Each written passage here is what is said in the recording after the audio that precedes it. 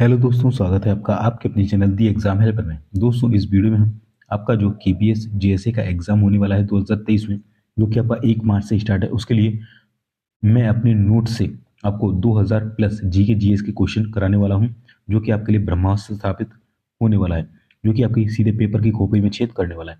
तो इन 2000 क्वेश्चन को करने के बाद ये मेरी मेहनत के नोट्स है दोस्तों। जो भी मैंने 3-4 साल में मेहनत करके ये नोट्स बनाए हैं, वो मैं आपको यहाँ पर प्रोवाइड करा रहा हूँ। ठीक है, तो वीडियो को पूरा और ध्यान से अगर आप एक बार देख लेते हैं तो हो सकता है आपको इसमें से 10-20 क्वेश्चन आपके एग्जाम में टकराने को देखने को मिल जाए। ठीक है, तो वीडियो को पूरा और ध्यान से देखिएगा। इसके अलावा इससे पहले मैंने हाउ टू अटेम्प्ट पेपर, यानी कि आप एग्जाम हॉल में जाएंगे तो पेपर को किस तरीके से अटेम्प्ट करना चाहिए, ये वीडियो डाल दिया, नहीं देखा जाइए देखिए। और टेलीग्राम को ज्वाइन नहीं किया है, ज्वाइन कर लीजिए। जो भी पीडीएफ्स होती हैं, कल मैंने 5 प्रीवियस ईयर के केवीएस के पेपर डाले थे, अगर आपने वो नहीं लिए तो जाइए लिए। और भी ढेर सारी जो पीडीएफ्स वगैरह हैं या अपडेट वगैरह, वो सबसे पहले आपको यहीं पे दे देता हूँ, तो इसको ज्वाइन कर लीजिए जाके। ठीक है, नीचे डिस्क्रिप्शन में लिंक दे रखा है। और पेपर में तुक्का कैसे लगाएं, इसकी भी मैंने वीडियो बना दी है, जाके देख सकते हैं। ठीक है, और संधि कल मैंने पढ़ाया था, संधि एक बार देख लेते। अगर आप एक बार वीडियो देख लेते तो एक ही बार में आपको समझ में आ जाएगा, क्योंकि आपको मालूम होगा आपके क्वेश्चन में एक जो प्रश्न होगा वो संधि से आपको डेफिनेटली देखने को मिलने वाला है। और एडमिट कार्ड डाउनलोड होना स्टार्ट हो गए हैं आपके, और आपको एडमिट कार्ड के साथ क्या क्या डॉक्यूमेंट लेकर जाना है एग्जाम में, तो ये वाला वीडियो देख लेना, क्योंकि बहुत से कैंडिडेट गलती कर देते, कुछ चीज़ें नहीं लेके जाते, जिनकी वजह से उन्हें एग्जाम देने नहीं दिया जाता। ठीक है, तो ये सारी वीडियोस आपको मेरी केवीएस जेएसए की प्लेलिस्ट में मिल जाएंगी। ठीक है, चैनल पर जाकर ये प्लेलिस्ट है, आप यूट्यूब चैनल पर जाइए, केवीएस जेएसए 2022 के नाम से, वहाँ पर आपको ये सारे वीडियोस मिल जाएंगे। मैं अपने बारे में बता दूं, मैं एज ए जेएसए अपॉइंटेड हूँ इन नवोदय विद्यालय में। ठीक है, जूनियर सेक्रेटेरिएट असिस्टेंट। और आपके जो एडमिट कार्ड तो डाउनलोड हो ही चुके, तो मैंने आपको बता दिया था। साथ ही साथ दोस्तों बता दूं, मैंने आपको लास्ट समय में जीके, कंप्यूटर और करंट अफेयर के मोस्ट इंपॉर्टेंट टॉपिक बताए थे। अगर आपने अभी भी कुछ नहीं पढ़ा, आपका एग्जाम 3, 4 या 5 को है, तो आप ये कम से कम इतना तो आप पढ़ ही लीजिए। चैनल पर नए हैं, सब्सक्राइब जरूर कर लेना बेल का बटन दबाकर। ठीक है, और ये आपको मैं जब आपका एग्जाम 1 मार्च से स्टार्ट होगा तो आपको एग्जाम एनालिसिस दूंगा। तो ये मेरे आप यूट्यूब चैनल में आएंगे, यहाँ पर आपको अबाउट के सेक्शन में आएंगे, तो आपको ये मेरी लिंक मिल जाएगी, जो कि आपकी है जीमेल की और इंस्टाग्राम की। यहाँ पर आप मुझे अपना शिफ्ट, किस शिफ्ट में आपका एग्ज़ाम है और किस डेट में आपका एग्ज़ाम है, और साथ ही साथ आपका कॉन्टैक्ट नंबर यहाँ पर या तो इस पे या कॉन्टैक्ट जीमेल पर भेज दीजिए। और जिस दिन आपका एग्ज़ाम होगा उस दिन मैं आपको कॉल कर लूँगा और आपसे रिव्यू ले लूँगा, और आपका फ़ोटो भी आपको यहाँ पर ला के दूँगा, आपने जो हमसे क्वेश्चन दिया। ठीक है, अगर आप एग्ज़ाम के बारे में बताना चाहते हैं तो बता सकते हैं। ठीक है, और ठीक है, तो चलिए हम अपना जो 2000 जीके का वीडियो है वो स्टार्ट कर लेते हैं। दोस्तों अभी बता दूं, अभी देखिए जब मैं वीडियो बना रहा हूँ तो कितना बज रहा है आपको ऊपर दिखाता हूँ मैं। देखिए 1:51 हो रहा है, आपको ऊपर दिख रहा होगा। तो रात को 2 बजे मैं आपके लिए वीडियो रिकॉर्ड कर रहा हूँ, लगभग सुबह 5 बज जाएंगे मुझे, क्योंकि ये बहुत बड़ा वीडियो होने वाला है। तो फिर प्लीज़ थोड़ा सा सपोर्ट कीजिए, आपके लिए मैं मेहनत कर रहा हूँ। ठीक है, तो चलिए बिना किसी देरी के अब हम वीडियो स्टार्ट कर लेते हैं, बिना किसी इंटरप्शन के। ठीक है, चलिए। हमारा पहला प्रश्न है दोस्तों, सुगौली की संधि। तो सुगौली की संधि कब हुई थी? तो सुगौली की संधि आपसे पूछा जाता है, ये 1816 में हुई थी। कब हुई थी? 1816 में। किस किस के बीच हुई थी? ब्रिटिश भारत और नेपाल के बीच हुई थी। इस संधि के तहत काली नदी को नेपाल की पश्चिमी सीमा के रूप में तय किया गया था। काला पानी, यह मुद्दा भारत और नेपाल के बीच सीमा विवाद के कारण नदी के स्रोत का पता लगाने के लिए कारण हुआ था। ठीक है, तो सुगौली की संधि आपसे पूछी है, 1816 में हुई थी, ब्रिटिश भारत और नेपाल के बीच। ठीक है, इसके बाद आपसे पूछा जाता है कि जो मीटर गेज होता है इसकी चौड़ाई कितनी होती है? तो 1 मीटर। स्टैंडर्ड गेज की 1.435 मीटर, ब्रॉड गेज की 1.676 या 1676 मिलीमीटर, और नैनो गेज की 0.67762 मीटर। आपसे पूछा जाता है, साइंस के क्वेश्चन जब पूछे जाएंगे तो पूछा जाएगा बीसीजी का फुल फॉर्म क्या होता है? तो बीसीजी का फुल फॉर्म जो होता है वो होता है बैसिलस कालमेट ग्यूरिन। ठीक है, ध्यान रखना क्या होता है बैसिलस कालमेट ग्यूरिन। इसका जो उपचार है वो टीबी में, यानी कि तपेदिक के रूप में, है ना, ट्यूबरक्लोसिस के जो रूप में इसका उपयोग किया जाता है, उपचार में उसका यूज़ किया जाता है। नेक्स्ट प्रश्न है कि चाय जो है किस पौधे से प्राप्त होती है? तो दोस्तों जो आपकी चाय है ये कैमेलिया सिनेंसिस एक पौधा होता है, उससे प्राप्त होती है। ठीक है, अगर वीडियो आपको थोड़ा सा क्लियर ना दिखे, क्योंकि मेरे नोट्स हैं, मैंने भाई से मंगाए हैं, तो हो सकता है इसकी क्वालिटी थोड़ी आपको कम दिखे, तो इस जगह आपको वीडियो क्वालिटी मिल जाएगी, उसे 720 पे या 1080p पे करके आप देख लीजिएगा। ठीक है, तो चाय किस पौधे से प्राप्त होती है? तो कैमेलिया सिनेंसिस पौधे से प्राप्त होती है। अल्जाइमर बीमारी किससे रिलेटेड होती है? तो दोस्तों जो अल्जाइमर बीमारी है ये आपका याददाश्त कम होने से रिलेटेड है। ओलिवर रिडले कछुआ पूछा जाता है कि ओलिवर रिडले जो कछुआ है ये कहाँ पर मिलता है? तो ये आपको उड़ीसा में मिलता है। अगर आपसे इसका साइंटिफिक नेम पूछ ले तो इसका साइंटिफिक नेम होगा लेपिडोचेलिस ओलिवेसिया। ठीक है, चलिए दोस्तों, थोड़ा मैं स्पीड में इसलिए पढ़ा रहा हूँ क्योंकि काफ़ी सारे क्वेश्चन है और कम आपके पास कम समय भी बचा हुआ है। ठीक है, तो समझने की कोशिश कीजिएगा। आप एक बार इसको देख लीजिए वीडियो को एक दो बार, हो सकता है डायरेक्ट आपको कुछ याद रह जाए क्योंकि ऑप्शन भी जाएगा तो आपको वहाँ पर याद रह सकता है। ठीक है, ओपन स्काई संधि ये कब हुई थी, किसके बीच हुई थी? तो ओपन स्काई जो संधि है दोस्तों, ये जनवरी 2002 में हुई थी, यानी कि 2002 में हुई थी। 35 देशों के बीच ये संधि हुई थी। जबकि इस पर जो हस्ताक्षर हुए थे, लागू 2002 से हुई थी, जबकि जो हस्ताक्षर हुए थे वो 1992 में हुए थे। फिनलैंड में हेलेंस्की, फिनलैंड की जो कैपिटल है हेलेंस्की, वहाँ पर इसमें साइन हुए थे और 35 देशों के बीच ये संधि हुई थी। भारत इसमें शामिल नहीं है, ध्यान रखना। इसमें क्या होता है दोस्तों, इस संधि के तहत क्या होता है, इसमें सदस्य देश एक दूसरे की कंट्री में हवाई मार्ग से जा सकते हैं निरीक्षण करने बिना हथियार के। यानी कि कोई भी एक कंट्री है वो दूसरी कंट्री के ऊपर जा सकता है हवाई जहाज से, पर उसमें हथियार नहीं होंगे, ध्यान रखना। नोट कि अमेरिका इससे अलग हो गया था मई 2022 में, किसके कारण? रूस के कारण। और रूस ने भी घोषणा की थी कि वो 2021 में बाहर हो जाएगा। ठीक है, चलिए नेक्स्ट क्वेश्चन ने आपसे पूछा था कि मार्बल सिटी ऑफ इंडिया किसे बोला जाता है? तो मार्बल सिटी ऑफ इंडिया जो है किशनगढ़ राजस्थान को बोला जाता है। ठीक है, नेक्स्ट क्वेश्चन हम कर लेते हैं। ठीक है, नेक्स्ट क्वेश्चन है दोस्तों हमारा, डेनमार्क की संसद को क्या बोला जाता है? ठीक है, जो विश्व की अलग अलग संसद है उनसे रिलेटेड क्वेश्चन पूछा था, बताइए इस देश की संसद को क्या बोला जाता है? तो डेनमार्क की जो संसद है इसे क्या बोला जाता है? तो फॉल्केटिंग बोला जाता है। पीले फॉस्फोरस को कहाँ पर रखते हैं? तो दोस्तों जो पीला फॉस्फोरस होता है उसे हम जल में रखते हैं। ठीक है, और हाफमैन कप जो है ये किससे से रिलेटेड है? तो हाफमैन कप आपका टेनिस से रिलेटेड होगा, ये काफ़ी पूछा जाता है। ठीक है, तो आप ऐसे याद रख लीजिए कि जो टेनिस जो लोग खेलते हैं वो हाफ चड्डा पहन के खेलते हैं, हाफ जो उनका जो पैंट होता है वो पहन के खेलते हैं। तो हाफ मैन कप किससे हो जाएगा? टेनिस से हो जाएगा। अगला है 3 सेकंड शब्द का संबंध किससे है? तो 3 सेकंड शब्द का संबंध है बास्केटबॉल से। ठीक है, तो 3 सेकंड शब्द का संबंध किससे? बास्केटबॉल से। ठीक है, आई होप आप समझ गए होंगे। अगला है दोस्तों, ठीक है, अगला क्वेश्चन हमारा, राष्ट्रीय होम्योपैथी संस्थान, काफी इंपॉर्टेंट क्वेश्चन है कि बताइए राष्ट्रीय होम्योपैथी संस्थान कहाँ स्थित है? तो ये कोलकाता में आपका स्थित हो जाएगा राष्ट्रीय होम्योपैथी संस्थान। पेंगोंग त्सो झील ये कहाँ स्थित है? तो पेंगोंग जो लेक है दोस्तों ये काफ़ी फेमस लेक है जो कि आपका लद्दाख में स्थित है। ठीक है, यहीं पर आपका जो गलवान वैली जो एक्सीडेंट हुआ था वो यहीं हुआ था। ठीक है, भारत और चाइना के बीच। तो गलवान वैली कहाँ स्थित है? तो ये अक्साई चीन में स्थित है। ठीक है, अक्साई चीन। अगला है अश्वगंधा। अश्वगंधा का आपसे साइंटिफिक नेम पूछा जाता है तो क्या होता है? Withania somnifera. और इसका अन्य नाम है इंडियन विंटर चेरी। इसका जो उपयोग है दोस्तों अश्वगंधा का, कोल्ड में, कफ में या सांस की बीमारी में हम करते हैं। ठीक है, चलिए अगला है दोस्तों, विश्व की सबसे बड़ी बहुउद्देश्य परियोजना जो कि सिंचाई के लिए है वो कौन सी है? तो वो है कलेश्वरम लिफ्ट सिंचाई परियोजना, जो कि आपका तेलंगाना में स्थित है। ठीक है, तेलंगाना की कैपिटल क्या है? हैदराबाद हो जाएगी। ठीक है, के चंद्रशेखर राव यहाँ के सीएम हो जाएंगे। चलिए अगला है दोस्तों, रिक्टर स्केल की खोज कब हुई थी? तो दोस्तों रिक्टर स्केल की जो खोज है वो चार्ल्स रिक्टर के द्वारा की गई थी। कब की गई थी? 1935 में की गई थी। और इसका जो यूज है वो भूकंप की जो तीव्रता होती है उसको मापने में किया जाता है। किसके लिए? भूकंप की तीव्रता को मापने के लिए किया जाता है। अगला है दोस्तों, आपसे पूछा जाता है मिसाइल वुमेन ऑफ इंडिया कौन है? तो जो टेसी थॉमस है ये मिसाइल वुमेन ऑफ इंडिया कहलाती है। अगला है तेजस क्या है? तो तेजस एक स्वदेशी हल्का लड़ाकू विमान है जिसे HAL यानी कि हिंदुस्तान एरोनॉटिकल लिमिटेड के द्वारा निर्मित किया गया था और ये भारत का एक स्वदेशी हल्का लड़ाकू विमान है। ठीक है, तो तेजस कैसा है? लड़ाकू विमान है, स्वदेशी है, हल्का है। ठीक है, ध्यान रखना। रूस की खुफिया एजेंसी के बारे में पूछा था, बताइए कि रूस की खुफिया एजेंसी कौन सी है?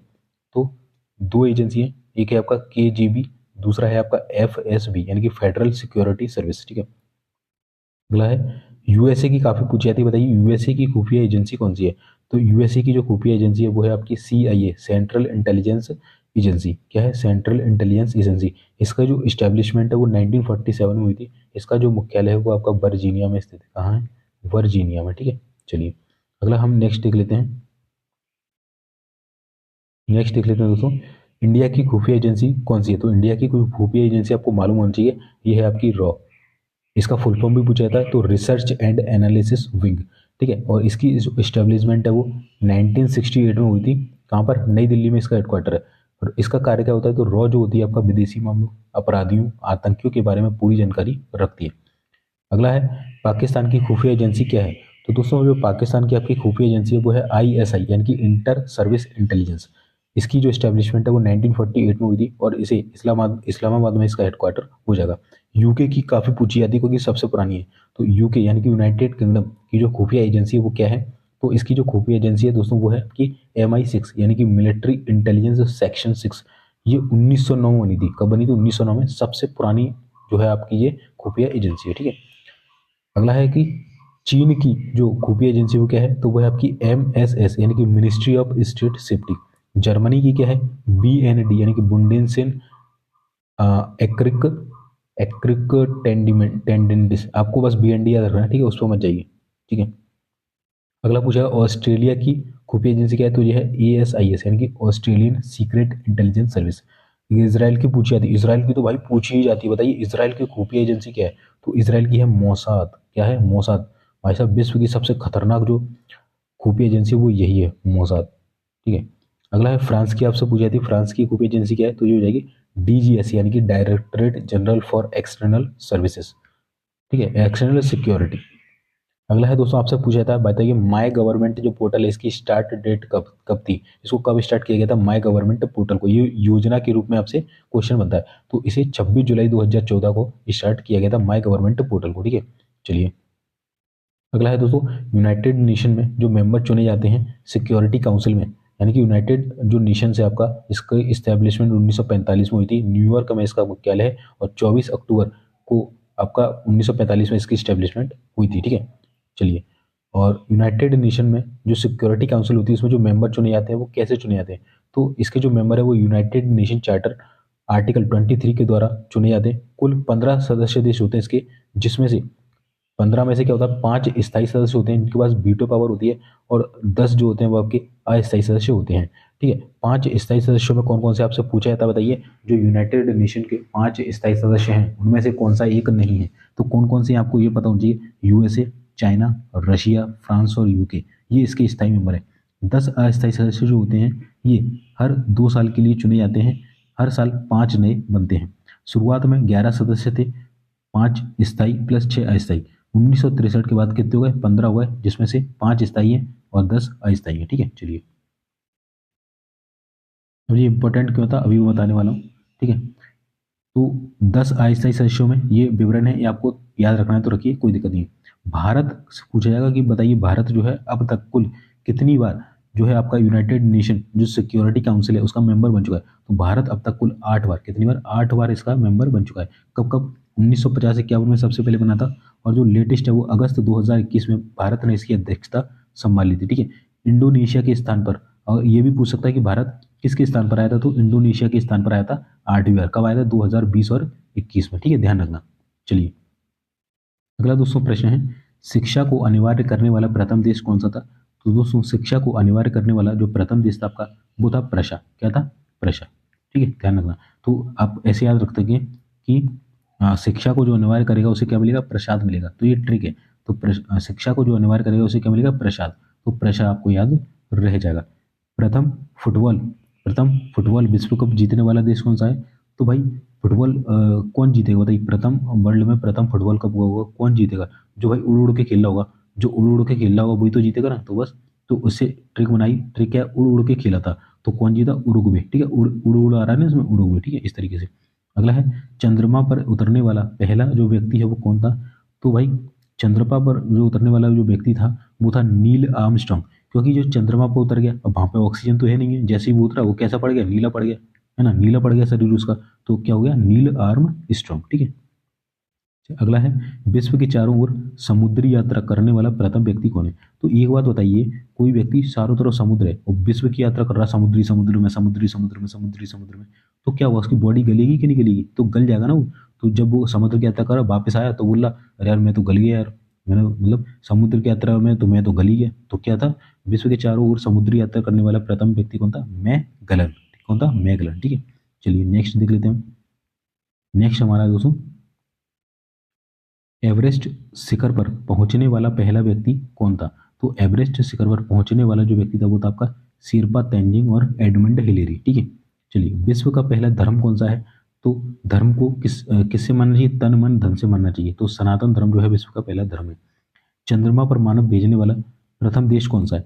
तो भाई चंद्रमा पर मानव को भेजने के लिए क्या लगता है? पैसा लगता है। तो किसी अमीर देश, कोई अमीर देश ही होगा जिसने चंद्रमा पर मानव को भेजा होगा, तो कौन होगा? अमेरिका होगा। कौन होगा? अमेरिका। ठीक है, ट्रिक क्या है? अमीर देश। चलिए अगला है दोस्तों, अंतरिक्ष में पहुंचने वाला पहला व्यक्ति। ध्यान रखना, चंद्रमा पर भेजना ये एक अलग चीज है, जिसने भेजा अमीर ने, बट अंतरिक्ष में पहुंचने वाला पहला व्यक्ति कौन था? तो वो था यूरी गागरिन। और ये कब गया था? 12 अप्रैल 1961 को। इसलिए इस दिन को मानव अंतरिक्ष उड़ान दिवस के रूप में मनाया था। आपसे पूछेगा बताइए किस दिन मानव अंतरिक्ष उड़ान दिवस मनाया था? तो 12 अप्रैल को मनाया था, क्योंकि इस दिन 12 अप्रैल 1961 को यूरी गागरिन, जो कि कहाँ के थे? रशिया के थे, ये पहली बार अंतरिक्ष में गए थे। ठीक है, ध्यान रखिएगा। अगला है दोस्तों, विश्व का प्रथम देश जहां व्यक्ति को ऐच्छिक मृत्यु का अधिकार है, यानी कि आप अपनी इच्छा के अनुसार, अगर आपको मौत चाहिए यानी कि मृत्यु चाहिए तो आप ले सकते हैं, तो यह है नीदरलैंड। तो भाई ऐच्छिक मृत्यु कौन मांग सकता है? जो निडर होगा, निडर लोग होंगे वही तो मानेंगे, तो निडर लोग से बनेगा नीदरलैंड। ठीक है, इस तरीके से। चलिए, इंग्लिश चैनल पार करने वाली प्रथम महिला कौन है? तो भाई इंग्लिश चैनल कहाँ पर पड़ता है? ये आपका फ्रांस और जो इंग्लैंड है ना उसके बीच पड़ता है। फ्रांस और इंग्लैंड है उसके बीच पड़ता है इंग्लिश चैनल, बहुत बड़ा है। तो भाई इंग्लिश चैनल को पार करने के लिए क्या चाहिए? गट्स चाहिए। गट्स क्या चाहिए? गट्स चाहिए। तो नाम पड़ गया, इंग्लिश चैनल पार करने वाली प्रथम महिला कौन थी? गट्स रूड एडरले। Gertrude Ederle. ठीक है, अगर आप आपसे बोलिए कि भारत की पहली महिला जो इंग्लिश चैनल को पार की थी वो कौन थी? तो वो थी आरती शाह। ठीक है, आपसे ये पूछा जाता है। चलिए अगला है दोस्तों, चिकित्सा के क्षेत्र में फर्स्ट नोबेल अवार्ड पाने वाला व्यक्ति कौन था? नोबेल अवार्ड से आपको मालूम है भर भर के क्वेश्चन पूछे थे 2018 में, तो इस बार भी हो सकता है क्वेश्चन आपसे पूछ ले। तो चिकित्सा के क्षेत्र में पहला नोबेल पाने वाले जो व्यक्ति थे वो कौन थे? तो वो थे बेहरिंग। तो भाई अब देखो, चिकित्सा के क्षेत्र में दिया है, चिकित्सा मतलब कोई बीमारी से रिलेटेड होगा ना, तो भाई अब ट्रिक क्या है? बहरा, बहरा एक बीमारी होती है ना, तो वो चिकित्सा के क्षेत्र में जब मिल रहा था तो वो बहरा हो गया था, यानी कि बहरा बीमारी लग गई थी, यानी कि बेहरिंग को वो मिला था। ठीक है, रसायन विज्ञान में किसको मिला था? तो वेंट हाप को। तो रसायन विज्ञान में क्या करते हैं हम लोग? वो आपने टेस्ट ट्यूब देखी होगी ना, टेस्ट ट्यूब करके, है ना, टेस्ट ट्यूब होती है, नली होती है ना, उसमें टेस्ट ट्यूब में अपन वो कर रहे होते हैं आपका, है ना, इस तरीके से एक्सपेरिमेंट कर रहे होते हैं। तो आप क्या करते हैं? हाफ इसमें से मिला लेते हैं, हाफ इसमें से मिला लेते हैं, है ना। तो इस तरीके से आप क्या करते हैं? आपके वो एक्सपेरिमेंट करते हैं। तो रसायन विज्ञान में किसे मिला था? बेंट हाफ को। ठीक है, तो हाफ हाफ मिलाकर एक्सपेरिमेंट करना। भौतिक विज्ञान में किसे मिला था? तो रोंटिजन को मिला था, क्योंकि इन्होंने सन 1905 में किसकी? एक्सरे की खोज की थी। किसकी? एक्स रे की खोज की थी। डब्ल्यू रोंटिजन इसका पूरा नाम हो जाएगा। ठीक है, चलिए अगला है दोस्तों, सर्वाधिक पशुओं वाला देश कौन सा है? तो सर्वाधिक पशुओं वाला देश है आपका भारत। विश्व का प्रथम विश्वविद्यालय कौन सा था? तो ये था आपका तक्षशिला। कौन सा था? तक्षशिला जो था ये विश्व का प्रथम विश्वविद्यालय था। चीन पहुंचने वाला प्रथम यूरोपियन कौन था? तो चीन पहुंचने वाला प्रथम जो यूरोपियन था वो था मार्को पेलो। तो जैसे ये चीन गया तो चीन के लोग क्या बोलने लगे? इसको मार के पेलो, है ना, मार के पेलो पी के आया है। तो क्या होगा? चीन पहुंचने वाला कौन था? मार्को पेलो। ठीक है, चलिए नेक्स्ट हम देख लेते हैं दोस्तों। नेक्स्ट आपका, ब्रिटेन का पहला प्राइम मिनिस्टर कौन था? तो ब्रिटेन का पहला प्राइम मिनिस्टर था आपका बाल पोल। ठीक है, अंतरिक्ष में तैरने वाला पहला व्यक्ति कौन था? तो अंतरिक्ष में तैरेगा, यानी कि समुद्र में चाहे तैरे चाहे वो अंतरिक्ष में तैरे, उसको नाव तो चाहिए। तो अंतरिक्ष में तैरने वाला व्यक्ति कौन था? ले नाव। कौन था? ले नाव। तो अबे नाव तो ले जा, अब वो तैर रहा था तो हमने क्या बोली? अबे नाव तो ले जा। तो क्या हो जाएगा? ले नाव जो था वो अंतरिक्ष में तैरने वाला पहला व्यक्ति था। चलिए, संविधान निर्माण करने वाला विश्व का पहला देश कौन सा था? तो संविधान निर्माण करने वाला विश्व का पहला देश कौन सा था? अमेरिका। पुस्तक मुद्रित करने वाले यानी कि पुस्तक को प्रिंट करने वाला पहला देश कौन सा था? तो चीन था। कागज की मुद्रा जारी करने वाला प्रथम देश चीन था। सिविल सर्विसेज प्रतियोगिता चालू करने वाला कौन सा देश था? पहला चीन था। ठीक है, चलिए यहाँ पर अब आपके लिए इंपॉर्टेंट नहीं है, जो इंपॉर्टेंट होगा मैं आपको बता दूंगा। ठीक है, चलिए बेक हो जा भाई, थोड़ा सरक जा। चलिए अब देखिए, जो आपका आर्ट्स एंड कल्चर होता है ना, आर्ट्स एंड कल्चर, ठीक है, यानी कि डांस फॉर्म किस स्टेट से रिलेटेड है, किस स्टेट में कौन सा डांस होता है, वो मैंने यहाँ पर ढेर सारे लिख रखे हैं, है ना, हर स्टेट के मैंने लिख रखे हैं, है ना। तो कुछ कुछ इंपॉर्टेंट बता दूंगा, बाकी आप इस वीडियो को रोक के स्क्रीनशॉट ले लेना और इनको अच्छे से प्रैक्टिस कर लेना, क्योंकि एक ना एक आपको टकराने वाला है। ठीक है, चलिए, तो लोक नृत्य सबसे पहला है घूमर। घूमर कहाँ होता है? तो घूमर जो है आपका राजस्थान से रिलेटेड है। ये भील जनजाति के द्वारा किया जाता है, इसमें सरस्वती माँ की पूजा की जाती है। ठीक है, तो घूमर किससे रिलेटेड है? राजस्थान से। लावणी कहाँ होता है? लावणी तो लावड़ी सबको मालूम होना चाहिए महाराष्ट्र में होता है। एक तमाशा भी होता है जो कि आपका कहाँ होता है, महाराष्ट्र में होता है, ठीक है। लावड़ी और तमाशा कहाँ होते हैं, महाराष्ट्र में। गिद्दा और भांगड़ा सबको मालूम है, गिद्दा कहाँ होता है, भांगड़ा कहाँ होता है, पंजाब में। बट अब वो लेटेस्ट पूछता है, वो ये पूछता है गिद्दा किसके द्वारा किया था और भांगड़ा किसके द्वारा। तो गिद्दा फीमेल के द्वारा और भांगड़ा मेल के द्वारा। आप ऐसे याद रख सकते हैं कि भांग कौन पीता है, तो जो मेल लोग होते हैं वो ज़्यादा भांग पीते हैं, तो भांगड़ा मेल के द्वारा, ठीक है। चलिए, ये मेरी ट्रिक्स हैं कुछ, है ना, तो मैं अपने हिसाब से बना लेता हूँ। अगला है धेमसा कहाँ होता है, या घूमरा नृत्य। कौन सा, घूमरा। तो धेमसा या घूमरा नृत्य कहाँ होता है, ये होता है आपका उड़ीसा में। और घूमर कहाँ होता है, राजस्थान में, ठीक है, ध्यान रखना। पंथी कहाँ होता है, सुआ कहाँ होता है, ठीक है। तो पंथी और सुआ ये होते हैं आपके छत्तीसगढ़ में। सुआ क्या होता है, ये तोता होता है, तोता एक प्रकार का, और इसे गूढ़ जनजाति के द्वारा दीपावली पर मनाया जाता है, किसको, सुआ को। पंथी भी क्या होता है, छत्तीसगढ़ में होता है, ठीक है। अगला है गुजरात से रिलेटेड कौन कौन से, तो डांडिया, गरबा, तिप्पड़ी जुरी और भवई, ये सारे कहाँ होते हैं, गुजरात में आपके होते हैं। मणिपुर में मणिपुरी होता है, ठीक है। कथकली में, कथकली और मोहिनी अट्टम ये कहाँ होते हैं, केरल में होते हैं। कथक कहाँ होता है, ये आपका यूपी होता है। जिस पे एस लगा हुआ है ना दोस्तों, एस, एस जिस पे लगा हुआ है वो क्या है, आपका शास्त्रीय नृत्य है। कौन सा, शास्त्रीय नृत्य। कुल जो है हमारे 8 शास्त्रीय नृत्य है, ठीक है। तो यहाँ पर देखिए कितने हो गए, 1 2 3 4, ये पांचवा उड़ीसी वाला है ना, 5। और ये आपका हो गया भरतनाट्यम 6, कुचिपुड़ी हो गया 7, और 8वां भी यहीं कहीं होगा, है ना। 8वां है आपका सत्रिय नाच है। कौन सा है, यहाँ लिखा नहीं है, वो है आपका सत्रिय नाच, जो कि असम में होता है, ठीक है, असम में, ठीक है। ये आपका 8वां है, ठीक है। तो ध्यान रखना, 8 में से आपसे पूछेगा निम्न में से कौन सा शास्त्रीय नृत्य है, ठीक है। तो एक बार फिर पढ़ा देता हूँ।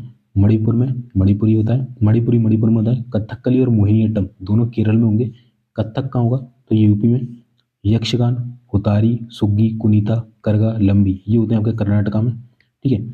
इसके बाद जो अगला है छऊ, उड़ीसी। उड़ीसी क्या है, शास्त्रीय नृत्य है, ऐसे लगा हुआ है। साबरी, मुनेरी, घुमारा, दर्द का, ये होंगे उड़ीसा और वेस्ट बंगाल में, ठीक है। इसके बाद है भरतनाट्यम का होता है, इस पर शास्त्रीय नृत्य है, ये होता है आपका तमिलनाडु में, काफ़ी फेमस है, ठीक है। अगला है कुचिपुड़ी का होता है, तो ये भी आंध्र प्रदेश में होता है। इसके अलावा बिलासिनी नाट्यम, वीर नाट्यम, भाल कल्पम, कोलट्टम, ये भी कहाँ होता है, आपके आंध्र प्रदेश में होते हैं, ठीक है। चलिए, अगला है असम में कौन कौन से होते हैं, तो बिहू, बेहुआ, नट पूजा, महारास, कली गोपाल, खेल गोपाल, बगरुम्बा, नागा नृत्य, तवल, चुंगली, कैनो, झुमरा हो बजाई, और बगरुम्बा को हम बटरफ्लाई डांस भी कहते हैं। और असम का जो शास्त्रीय नृत्य है दैट इज सत्तरीय नाच। क्या है, सत्तरीय नाच आपसे पूछा जाता है, ठीक है। भगवान शंकर देव से रिलेटेड है, ध्यान रखना। चलिए नेक्स्ट हम देख लेते हैं दोस्तों। देखिए बहुत सारे लिख रखे हैं मैंने, ठीक है, बहुत सारे। तो मैं आपको मेन मेन करा देता हूँ, आप इसको स्क्रीनशॉट ले लेना अपना, एक बार रिवाइज कर लेना अपने एंड से। मैं नहीं पढ़ाऊंगा, मैं पढ़ाऊंगा तो ये बहुत बड़ा हो जाएगा, क्योंकि इसमें बहुत सारे लिखे, ठीक है। तो बिहार का आपको कौन सा याद रखना है, एक तो आपको विदेशिया, दूसरा जटा जटिन। विदेशिया क्या है, तो एक प्रकार का नाटक है जो कि इसके रचनाकार है भिखारी ठाकुर, ठीक है। जटा जटिन होता है यहाँ पर, ठीक है, जटा जटिन होता है बकोबाखिन, विदेशिया, पनवड़िया, समा चकवा, ये होते हैं बिहार में। हरियाणा में कौन कौन से होते हैं, तो हरियाणा में आपको एक तो स्वांग याद रखना है, स्वांग। एक आपको मंजीरा याद रखना है, मंजीरा। एक आपको फाग और एक डफ, ये आपके कहाँ होते हैं, हरियाणा में। और भी याद रख सकते हैं आप, ठीक है। मैं इंपॉर्टेंट बताते जा रहा हूँ आपको, थोड़ा इसको और बड़ा करते हैं। अगला है हिमाचल प्रदेश में कौन कौन से होते हैं, हिमाचल प्रदेश में, ठीक है। तो यहाँ पर देखिए एक तो होता है जोरा, जाली, छुरी, चामन, छपेली। छपेली थोड़ा अच्छा है, इसमें एक हाथ में रुमाल एंड एक हाथ में दर्पण लेके डांस करते हैं। महाशु, नाटी, डांगी, है ना, और डंडा नाच, ये हिमाचल प्रदेश में होते हैं। इसके अलावा जम्मू एंड कश्मीर में कौन कौन से होते हैं, तो रऊफ काफ़ी पूछा जाता है, ये फसल कटाई के पश्चात स्त्रियों के द्वारा होता है, रऊफ, है ना, रऊफ, ये जम्मू कश्मीर में होता है। इसके अलावा, है ना, जो आपका हफीज़ा नृत्य है ये भी जम्मू कश्मीर होता है। दमाली, डांडी नाच, है ना, ये भी सारे कहाँ होते हैं, जम्मू कश्मीर में होते हैं। केरल के कौन कौन से इंपॉर्टेंट है, तो मोहिनी अट्टम मैंने बताया था आपको, है ना, मोहिनी अट्टम हो गया आपका, और कथकली हो गया, ठीक है। चक्यार कोत्ती का भी पूछा था, ओट्टम थुलाल हो गया, कैकुट काली हो गया, है ना, तो ये आपके केरल में होते हैं। इसके अलावा महाराष्ट्र में कौन कौन से होते हैं, तो नकटा, कोली, लेजिम, गाफा, दही काला या दशावतार, ये पूछा जाता है ना, बोहड़ा, ये सारे आपके महाराष्ट्र में होते हैं। इसके अलावा लावड़ी और तमाशा, ये भी महाराष्ट्र में होते हैं, ठीक है। ये ट्रिक लिखिए, नकटा कोली गाफा पहनकर मेरी लेजिम लेकर भाग गया। इससे क्या है, नकटा कोली गाफा पहनकर से गाफा पहनकर मेरी लेजिम लेके भाग गया, यानी दही काला दशावतार, ठीक है, ये अलग है बस। अगला है वेस्ट बंगाल में कौन कौन से होते हैं, तो वेस्ट बंगाल में कुछ इंपॉर्टेंट जो पूछे जाते हैं, जैसे कि गंभीरा नाच कहाँ होता है, तो ये वेस्ट बंगाल में होता है, ठीक है। कीर्तन कहाँ होता है, वेस्ट बंगाल में। धुनाची या धनुची नृत्य कहाँ होता है, दुर्गा पूजा के दौरान नवरात्र में, वेस्ट बंगाल में काफ़ी फेमस है, ठीक है। अगला है दोस्तों राजस्थान के कौन कौन से हैं? तो इसके तो बहुत हैं यार, ठीक है। वैसे इसमें जो काल बेली है वो काफ़ी पूछा जाता है, ठीक है ना। गनगौर होता है आपका, झूलन होता है ना। और यहाँ पर ये भवई होता है, पनिहारी होता है, कलोलिया होता है, काल बेलिया होता है, बहुत सारे होते हैं। अगला है दोस्तों तमिलनाडु। तमिलनाडु में कौन कौन से होते हैं? कोलट्टम, कवाड़ी, कुमी, है ना, ये तमिलनाडु हो गए। इसके बाद यूपी में बहुत से होते हैं दोस्तों, ठीक है। आपका देखिए नौटंकी कहाँ होती है? यूपी में नौटंकी पूछी जाती है। रासलीला कहाँ होती है? ये भी यूपी में। कजरी, छोरा, छपेली, है ना, ये पाई, डंडा, दीप ख्याल, लट्ठ मार दीवारी, कर्मा, सैला, घर करही, ये सारे आपके यूपी में होते हैं। बट नौटंकी, रासलीला ये बहुत ज़्यादा इंपॉर्टेंट, और छपेली वाला भी, ठीक है। चलिए उत्तराखंड में कौन कौन से होते हैं? तो गढ़वाली, कुमाऊनी, कजरी, झोरा, रासलीला, छपेली, है ना। तो ये क्या है? ये कुछ सिमिलर है क्योंकि ये एक ही स्टेट था, अलग होके बन गया था इससे, ठीक है। चलिए अगला एक पेज और है भाई, ठीक है, जो कि डांस से रिलेटेड है। फुगड़ी का होता है, घोड़ा, मूदनी, है ना, ये सारे ये जितने भी दिख रहे हैं। शिगमो, गोवा का आपसे एक फेमस इंपॉर्टेंट जो नृत्य वो पूछा था, वो आपका सिगमो फेस्टिवल का होता है। कौन सा? सिगमो फेस्टिवल। तो ये क्या होता है? गोवा में होता है, ठीक है, ध्यान रखना। अगला है दोस्तों मध्य प्रदेश में कौन कौन से? तो बहुत सारे होते हैं, ठीक है। जैसे माच होता है, माच पूछा जाता है, माच होता है। जवारा, मटकी महिलाओं के द्वारा होता है मालव चित्रण। आड़ा खड़ा नाच, फूलपति, गिरधर डांस पूछा जाता है ना। बाकी आप पढ़ सकते हैं, माच होता है, राई होता है, ये भी फेमस है, ठीक है। चलिए अगला है छत्तीसगढ़ में कौन कौन से होते हैं? तो छत्तीसगढ़ से आपसे पूछा था राउत नाच कहाँ होता है, पंडवानी कहाँ होता है, ठीक है, ये आपसे पूछा जाता है। पंथी कहाँ होता है? ये छत्तीसगढ़ में है ना, ये होता है। गौर मुरैया कहाँ होता है? छत्तीसगढ़। अगला है झारखंड में कौन कौन से होते हैं? तो करम मुंडा, पाई का बहुत पूछा जाता है, पाई का कहाँ होता है? छऊ कहाँ होता है? छऊ ये पूछा जाता है, ठीक है। इसका घोड़ा नाच, सरहुल पर्व, सरहुल तो बहुत फेमस है भाई, सरहुल कहाँ पूछा जाता है? झारखंड में पूछा जाता है, ठीक है। चलिए अगला है दोस्तों अरुणाचल। अरुणाचल में कौन कौन से था? मुखौटा नाच, है ना, मुखौटा जो डांस आपका अरुणाचल में होता है। इसके अलावा जो पोंग डांस है, पोंग भी काफी पूछा जाता है, ये भी होता है। बारदो छाम पूछा जाता है, ठीक है ना। युद्ध नृत्य का होता है, तो ये अरुणाचल प्रदेश में होता है। मणिपुर में कौन कौन से थे? तो लाई हरोवा पूछा जाता है। इसके बाद जो जागोई नृत्य पूछा जाता है, ठीक है। थांगटा का होता है, थांगटा एक मार्शल आर्ट है, तो थांगटा का होता है दोस्तों, ये भी आपका मणिपुर में होता है। इसके बाद मेघालय में एक ही होता है जो है आपका नोक्रेक या बांग्ला, ठीक है, नोंग क्रेम, ठीक है। चलिए अगला है दोस्तों नेक्स्ट हमारा कि नागालैंड में कौन कौन से होते हैं? तो नागालैंड में आपके जेलियांग होता है, रंगमा होता है, चोंग होता है, बैम्बू डांस होता है, मोडिस होता है। सिक्किम में कौन सा होता है? सिक्किम में काफ़ी कम है, तो सिंगी छाम एक तो फेमस है। सिंगी छाम का होता है सिक्किम में। दूसरा होता है आपका सिनु लायन डांस, ठीक है, ये भी आपका कहाँ होता है? सिक्किम में होता है। चलिए नेक्स्ट देख लेते हैं। तो बस एक दो और बचे। लक्षद्वीप में कौन कौन से होते हैं? लक्षद्वीप में, तो लक्षद्वीप में पर लावा होता है, कोलपाली और परिचकाली होता है, ठीक है। तो यहाँ पर आपके जो डांस थे जितने भी फॉर्म होते हैं मैंने आपको बता दी, ठीक है। मैनिफेस्टो का मतलब होता है घोषणा पत्र, ऊपर लिखा हुआ है। अगला है दोस्तों भारत का पहला परमाणु रिएक्टर कौन सा था? क्या था? रिएक्टर, ध्यान रखना, रिएक्टर, परमाणु रिएक्टर कौन सा है? तो ये है अप्सरा, जो कि 1956 में बना था। ये ट्राम्बे बम्बई में स्थापित है, ठीक है। कौन सा है? अप्सरा 1956 रिएक्टर, ठीक है। चलिए भारत का आधिकारिक दस्तावेज कौन सा है? तो ये आपका व्हाइट पेपर, कौन सा है? व्हाइट पेपर जो है ये भारत का आधिकारिक दस्तावेज है। अमर्त्य सेन को अर्थशास्त्र के किस क्षेत्र में नोबेल मिला था? तो अमर्त्य सेन को सन 1998 में नोबेल मिला था। और किस क्षेत्र में मिला था ये आपसे पूछा था, तो कल्याणकारी अर्थशास्त्र के लिए, यानी कि वेलफेयर इकोनॉमिक्स के लिए इन्हें ये अवार्ड मिला था, ठीक है। आपसे उसका कैटेगरी पूछता है, किस अर्थशास्त्र में तो मिला था, किस कैटेगरी के लिए? तो वेलफेयर अर्थशास्त्र, यानी कि कल्याण अर्थशास्त्र के लिए। बेलगाम विवाद किन दो स्टेट्स के बीच है? बहुत बहुत इंपॉर्टेंट क्वेश्चन है कि बेलगाम जो विवाद है किन दो स्टेट्स के बीच है? तो ये कर्नाटका प्लस महाराष्ट्र के बीच स्थित है। इसके लिए महाजन समिति बनाई थी सॉल्यूशन के लिए, ठीक है। बेलगाम विवाद किसके बीच है? कर्नाटका प्लस महाराष्ट्र के बीच है। अगला है त्रिपुरा को, मणिपुर को और मेघालय को पूर्ण राज्य का दर्जा कब मिला था? तो ये त्रिपुरा है, मणिपुर है और जो मेघालय है, इसको 21 जनवरी 1972, आपसे डेट पूछा जाता है कब मिला था? 21 जनवरी 1972 को। कब? 21 जनवरी 1972 को त्रिपुरा, मणिपुर और मेघालय को पूर्ण राज्य का दर्जा मिल गया था। अगला है अंडमान निकोबार के नेशनल पार्क कौन कौन से हैं?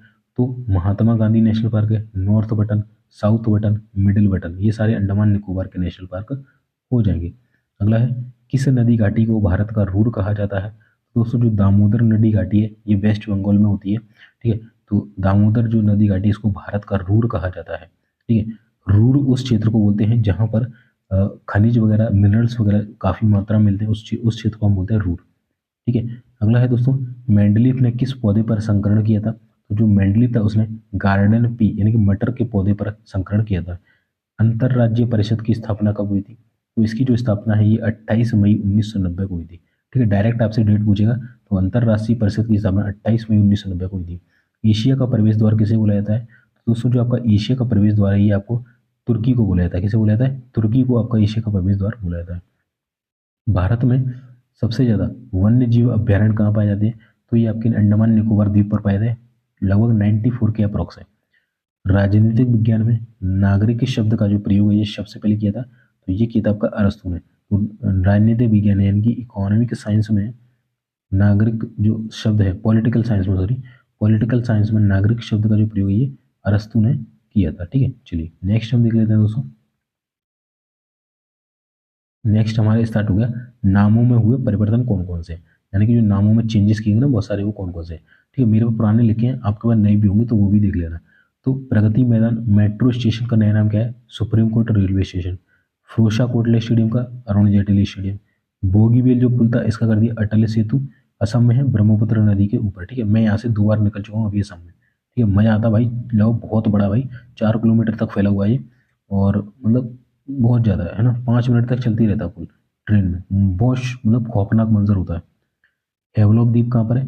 हेवलॉक जो द्वीप है दोस्तों इसका नाम बदलकर स्वराज द्वीप कर दिया गया। ठीक है, रॉस द्वीप का नाम क्या कर दिया गया?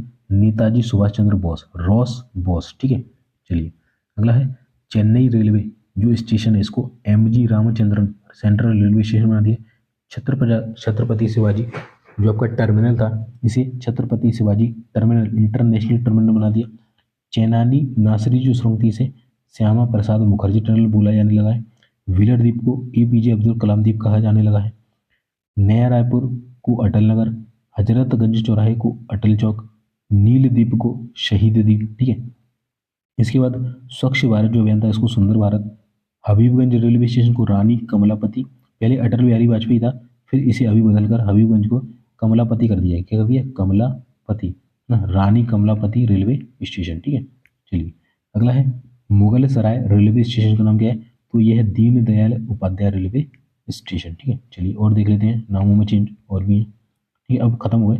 अब आपको बचता है अयोध्या। आपका देखिए अयोध्या जो विवाद था, यानी कि अयोध्या जो राम मंदिर बन रहा है अभी, तो इसके लिए जो भूमि का विवाद था वो काफ़ी पुराना था, इससे रिलेटेड क्वेश्चन आपसे पूछे जा सकते हैं। ठीक है, तो अयोध्या का पुराना नाम आपसे पूछा गया क्या था? तो अयोध्या का पुराना नाम था फैजाबाद। क्या था? फैजाबाद।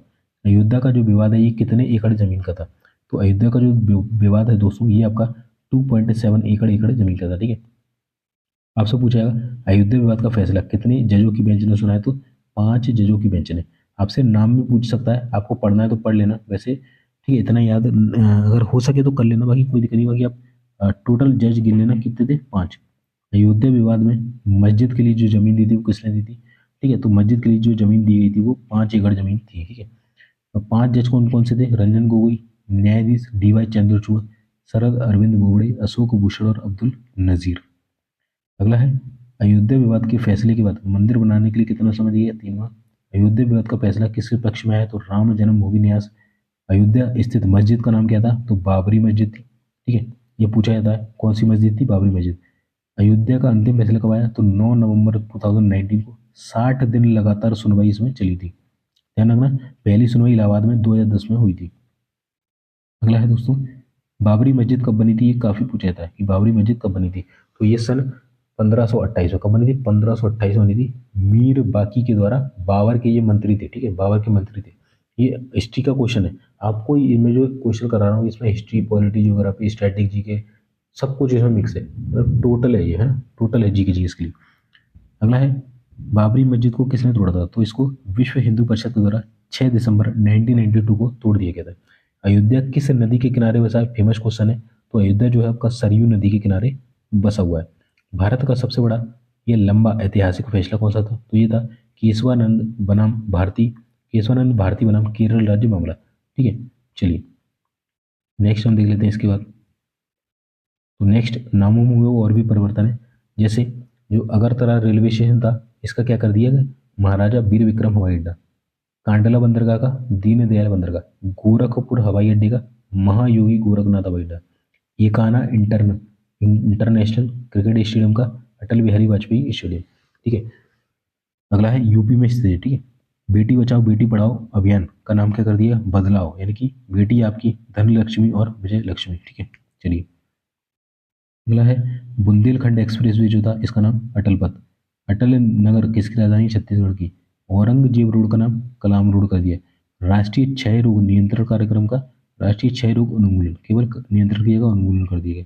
अगला है हुबली रेलवे स्टेशन कहाँ है, तो इसका जो नाम है वो श्री सिद्धि रुद्र स्वामी जी कर दिया। वर्ल्ड का लार्जेस्ट या लॉन्गेस्ट प्लेटफॉर्म है कौन सा, हुबली कर्नाटका में स्थित है। चलिए नेक्स्ट देख लेते हैं। नेक्स्ट हमारी स्टार्ट होते हैं, ये कटा हुआ है यहाँ से तो ये आपको नहीं देखना है। इसमें आपका इसमें इम्पोर्टेंट तो नहीं है, ठीक है। आपसे ये पूछ सकता है बस, एक दो बताता हूँ कि फीफा महिला विश्व कप 2023 की संयुक्त मेजबानी कौन करेगा, तो ऑस्ट्रेलिया प्लस न्यूजीलैंड करेगा। कौन करेगा, ऑस्ट्रेलिया प्लस न्यूजीलैंड, ठीक है। चलिए ना अगला है दोस्तों 17वें जो राष्ट्रमंडल युवा खेल कहाँ होंगे, तो ये होंगे 2023 में, यानी कि इस साल होंगे कहाँ पर, त्रिनाद एंड टोबैगो में होंगे, ठीक है। चलिए अगला है एशियन गेम्स 2022 वाले कहाँ हुए थे, तो ये हुए थे एशियन गेम 2022 वाले हांगजाऊ चीन में, और 2018 वाले कहाँ हुए थे, जकार्ता इंडोनेशिया में, ठीक है। चलिए अगला हम देख लेते हैं दोस्तों, इसमें इतना ही है जो इम्पोर्टेंट मैं कराता हूँ, ठीक है। फिर से आ गए क्वेश्चन हमारे फिर से स्टार्ट हुए हैं, ठीक है। चलिए ये जो क्वेश्चन मैं आपको कर रहा हूँ बहुत मेहनत के द्वारा मैंने लिखे, मतलब छाँट छाँट के क्वेश्चन मैंने लिखे आपके लिए। तो दोस्तों अब यार झेल नहीं रहा है, 2:26 हो चुके हैं, तो मैं इसको सुबह कंटिन्यू करूँगा, ठीक है। मैंने बोला था ना मैं जितना हो सकेगा मैं उतना करूँगा, ठीक है। अब इसको मैं कल करने की कोशिश करूँगा, ठीक है। चलिए गुड नाइट सभी को, मैं सोता हूँ। नेक्स्ट प्रश्न है हमारा, केंद्रीय आलू अनुसंधान संस्थान यानी कि सेंट्रल पोटैटो रिसर्च सेंटर कहाँ स्थित है, तो ये शिमला हिमाचल प्रदेश में स्थित है। अंतरराष्ट्रीय आलू केंद्र पूछ ले, ये कहाँ पर है, तो ये लीमा पेरू में स्थित है, ठीक है। अंतरराष्ट्रीय वाला लीमा में है, और जो भारत का है केंद्रीय वाला वो शिमला में हो जाएगा आपका। ओलंपिक गेम्स पूछे जाते हैं कि कौन सा किस वर्ष होगा या कौन सा किस वर्ष हो चुका है, तो आपको मालूम होगा जो सन 2020 वाला था वो सन 2021 में कहाँ पर हुआ था, टोक्यो जापान में हुआ था, ठीक है। चलिए और इसका हम बता दें दोस्तों, जो आपका तो ओलंपिक गेम्स दोस्तों 2021 वाला यानी कि 2021 वाला कहाँ हुआ था, टोक्यो जापान में हुआ था, ठीक है। और जो आपका ये वाला इसमें भारत की रैंक क्या थी, 48 थी, ठीक है। 4080 थी आई थिंक, है ना। एक बार आप रिसर्च कर लेना, जहां तक मैंने कहा कि बहुत दिन से डाटा देखा नहीं है, तो एक बार रिसर्च कर लेना इसको, ठीक है। और जो आपका इसके बाद हर 4 साल में ये ओलंपिक होता है, 2024 का कहाँ होगा, तो 2024 का आपसे पूछा जाएगा, और आपसे क्रम पूछा जाएगा किस क्रम का होगा, तो जो अभी हुआ था ना 2020 वाला 21 वाला, ये था आपका 32 नंबर का, ठीक है, 32 नंबर का। अब होगा 33 नंबर का 2024 में, हर 4 साल में होता है, 20 में होगा, अब 24 में होगा, कहाँ होगा, पेरिस यानी कि फ्रांस में। इसके बाद 34वें नंबर का जो होगा वो सन 2028 में लॉस एंजलिस में होगा, ठीक है, ये अमेरिका का शहर है। और सन 2032 का ये होगा आपका 35वें नंबर का, जो कि ब्रिस्बेन ऑस्ट्रेलिया में आयोजित किया जा रहा है, ठीक है। चलिए अगला नेक्स्ट है 2022 का जो फीफा वर्ल्ड कप है, ये कहाँ हुआ है, ये हुआ कतर में, ठीक है। और जो मेसी की टीम थी ना, शायद अर्जेंटीना जीती है ना, मेसी की टीम जो है वो जीती है, देख लेना, फीफा पढ़ के जाना है ना। फीफा जो वर्ल्ड कप अभी लेटेस्ट हुआ है, इसको आपको जो है पढ़ के जाना, इससे कम से कम 1 से 2 क्वेश्चन आपको देखने को डेफिनेटली मिलने वाला है, ठीक है। चलिए करंट अफेयर के तौर पर अगला है, केंद्र सरकार ने कब चीता को विलुप्त घोषित किया था, तो दोस्तों केंद्र सरकार ने चीता को जो है सन 1952 में विलुप्त, यानी कि मतलब ये गायब हो चुका है हमारे राष्ट्र से। इसलिए अभी आपको मालूम होगा जो चीता लाए गए थे, 8 चीता लाए गए थे, कहाँ से, नामीबिया से, ठीक है। आपको ये ध्यान रखना, नामीबिया से चीते कहाँ से लाए गए, नामीबिया से। इसकी जो है कैपिटल क्या है, आई थिंक विंड हुक करके इसकी कैपिटल है, ठीक है ना। और यहाँ के राष्ट्रपति कौन है, प्रेसिडेंट कौन है, ये सब आपको ध्यान रखना है। और जो ये चीते लाए गए थे नामीबिया से, वो किस प्रोजेक्ट के तहत लाए गए थे, है ना, प्रोजेक्ट चीता था आई थिंक, है ना। तो इस वाली जो ये घटना हुई थी ना, इसको डाल देना कि प्रोजेक्ट चीता क्या है, थोड़ा सा पढ़ लेना, इससे क्वेश्चन आपको डेफिनेटली मिलने वाला है, ठीक है। और ये हिस्ट्री का क्वेश्चन है कि कब चीता को विलुप्त घोषित किया था, सन 1952 में। अगला है दोस्तों, एमी अवार्ड किस क्षेत्र से संबंधित है, तो एमी अवार्ड टेलीविजन से होता है, टोनी वाला आपका नाटक से होता है, ग्रैमी अवार्ड आपका म्यूजिक से होता है, ठीक है। ग्रैमी अवार्ड किससे, म्यूजिक से। और ए आर रहमान को 2 बार ग्रैमी अवार्ड मिल चुका है म्यूजिक के क्षेत्र में, ठीक है, ध्यान रखना। अगला है दोस्तों, मकर संक्रांति ये क्या होता है, तो मकर संक्रांति आपको मालूम है सब लोगों को ही जनवरी माह में मनाया जाता है। ये एक प्रकार का फसल कटाई त्योहार है, और इसे अलग अलग राज्यों में अलग अलग जगहों से अलग अलग नामों से जाना जाता है। जैसे तमिलनाडु में जब बनता है तो इसे पोंगल बोला जाता है, बिहार में जब इसे मनाते हैं हम मकर संक्रांति को तो खिचड़ी बोलते हैं, और पंजाब और हरियाणा में इसे लोहड़ी के नाम से जाना जाता है। ठीक है, तो काफी फेमस है। ये पूछा था किस लिए मनाया था, तो फसल कटाई का त्योहार है। अगला है दोस्तों वियना कन्वेंशन और डिप्लोमेटिक रिलेशनशिप यानी VCDR, ये कब हुआ था, तो ये हुआ था सन 1961 में। इसके तहत क्या होता है, ये एक संधि थी जो कि इसके तहत दो देशों में स्थित दूतावास में रह रहे कर्मचारियों को किसी देश के द्वारा गिरफ्तार नहीं किया जा सकता है। यदि अपराध बहुत ही संगीन है तब उस व्यक्ति को उस देश के द्वारा पर्सन नॉन ग्रेटा घोषित कर दिया जाता है, और उसकी जो वैलिडिटी होती है वो समाप्त कर दी जाती है। ठीक है, इम्यूनिटी, और इसके सदस्य देश है 192। ठीक है, देखिए उसकी डिप्लोमेटिक जो इम्यूनिटी होती है उसको समाप्त कर देते हैं और उसे 1 या 2 दिन में उसके देश वापस भेज देते हैं। ठीक है, चलिए भारत की राष्ट्रीय विदेश नीति पूछी जाती है कि भारत की राष्ट्रीय जो विदेश नीति अपनाता है भारत, वो कौन सी है। नेशनल विदेश नीति है ना, foreign policy, national foreign policy कौन सी है, तो वो आएगी आपकी गुटनिरपेक्ष। ठीक है, गुटनिरपेक्ष। चलिए अगला है भारत का राष्ट्रीय ध्वज गीत कौन सा है, तो ये है आपका हिंद देश का प्यारा झंडा। वर्नाकुलर प्रेस एक्ट कब आया गया था, तो ये आया था सन 1876 में, यानी कि 1876 में, और लॉर्ड लिटन के समय ये आया था। ठीक है, आपसे ये भी पूछा जा सकता है किस सन में आया था, आपसे ये पूछा जा सकता है किस वायसराय या किस गवर्नर के काल में आया था, तो लॉर्ड लिटन के समय। ठीक है, काफी इंपॉर्टेंट प्रश्न है। ठीक है, इसके बाद हंटर कमीशन काफी पूछा था कि हंटर कमीशन किससे रिलेटेड है और कब आया था। ठीक है, तो हंटर जो कमीशन है सन 1882 में आया था, और ये एजुकेशन से रिलेटेड है। इसे हम इंडियन एजुकेशन कमीशन के नाम से भी जानते हैं। ठीक है, तो ध्यान रखना, बहुत ही इंपॉर्टेंट जो प्रश्न है, क्योंकि देखिए मैंने खुद अपने लिए हाईलाइट करके इसको रखा है। अगला है दोस्तों कांग्रेस का सूरत अधिवेशन कब हुआ था, तो दोस्तों कांग्रेस का जो सूरत अधिवेशन है सन 1907 में हुआ था। इसमें क्या हुआ था, जो कांग्रेस थी आपकी 2 गुटों में बट गई थी, जिसमें नरम दल और जो गरम दल है ये 2 गुटों में आपकी बट गई थी। साथ ही साथ आपसे पूछा था नरम दल के नेता कौन थे, गरम दल के नेता कौन थे, तो ये एक बार देख लेना। ठीक है, अभी मुझे एग्जैक्ट डाटा याद नहीं आ रहा, तो मैं इसलिए आपको बता दिया हूँ। दूसरा 1907 में इसका विभाजन हो जाता है, कांग्रेस का सूरत अधिवेशन में 2 गुटों में बट जाता है। इसके बाद सन 1916 में लखनऊ में अधिवेशन होता है, जिसके जो अध्यक्ष होते हैं वो होते हैं मजूमदार करके होते हैं, है ना, मजमूदार होते हैं। वहां पर इनका जो है फिर से पैचअप हो जाता है। ठीक है, तो ये आपको ध्यान रखना है। अगला है दोस्तों बंगाल का विभाजन कब समाप्त हुआ था, तो बंगाल का विभाजन दोस्तों 1911 में दिल्ली दरबार में समाप्त हुआ था। और बंगाल विभाजन कब हुआ था, तो सन 1905 में हुआ था। किस वायसराय के समय हुआ था, तो लॉर्ड कर्जन उस समय थे, इनके समय बंगाल का विभाजन हुआ था। ठीक है, चलिए अगला है दोस्तों होम रूल लीग की स्थापना किसने की थी। दोस्तों ये हिस्ट्री के वो क्वेश्चन है जो हर एक परीक्षा में पता नहीं कितनी बार लगाऊं 100 से 150 बार पूछे गए हर एक परीक्षा में। ठीक है, होम रूल लीग की स्थापना कब की गई थी, तो होम रूल लीग की स्थापना सन 1916 में की गई थी। किसके द्वारा, बाल गंगाधर तिलक के द्वारा। अगला है जवाहरलाल नेहरू की जो समाधि स्थल है, यानी कि जो उनका कब्र है ना, या जो उनको दफनाया गया था जब उनकी मृत्यु हो गई थी, तो उनको जो है ये इनकी समाधि स्थल कहाँ पर है, तो ये शांतिवन है। ठीक है, अगला है लाल बहादुर जी की समाधि स्थल कहाँ है, तो ये विजय घाट है। ठीक है, महात्मा गांधी जी की क्या है, तो ये है राजघाट। राजीव गांधी जी की जो समाधि स्थल है वो है वीरभूमि। इसी तरीके से राजेंद्र प्रसाद की काफी पूछी जाती है कि राजेंद्र प्रसाद की समाधि स्थल क्या है, तो है महाप्रयाण घाट। इंदिरा गांधी की शक्ति स्थल। मोरारजी देसाई की क्या है, अभय घाट। ठीक है, चलिए नेक्स्ट देख लेते हैं। ये डायरेक्ट फैक्ट पूछे जाएंगे आपसे, ठीक है, कि इसकी समाधि स्थल कहाँ है, तो अच्छे से याद कर लीजिएगा। चलिए नेक्स्ट है आपका दोस्तों चौधरी चरण सिंह जो थे, इनकी समाधि स्थल कहाँ है, तो चौधरी चरण सिंह की समाधि स्थल है किसान घाट। ठीक है, जगजीवन राम की समाधि स्थल कहाँ है, समता स्थल। गुलजारी लाल नंदा जो थे, इनकी समाधि स्थल क्या है, तो यह है नारायण घाट। ठीक है, गुलजारी लाल नंदा की। अगला है भीमराव अम्बेडकर की भी काफी पूछी जाती है, तो इनकी जो जन्म स्थल है वो है चैत्रा भूमि। अगला है ज्ञानी जेल सिंह की जो समाधि स्थल है वो क्या है, एकता स्थल। शंकर दयाल शर्मा की करम भूमि। इसके बाद अटल बिहारी वाजपेयी की अभी लेटेस्ट बनी हुई है, ये है आपका राष्ट्रीय स्मृति स्थल, सन 2014 में या 15 में ये आई थिंक बनी हुई है। ठीक है, चलिए इसके बाद है KR नारायण की समाधि स्थल कहाँ पर है, तो ये है आपका उदय भूमि। ठीक है, जहां पर इनको दफनाया जाता है उस स्थान को एक नाम दिया जाता है, क्योंकि ये भारत के प्राइम मिनिस्टर हैं, कोई राष्ट्रपति है, कोई है ना, इस तरीके से। तो इनको जहां पर दफनाया जाता है उस जगह को समाधि स्थल बोलते हैं, और उसको एक प्रॉपर नाम दिया गया है उसको।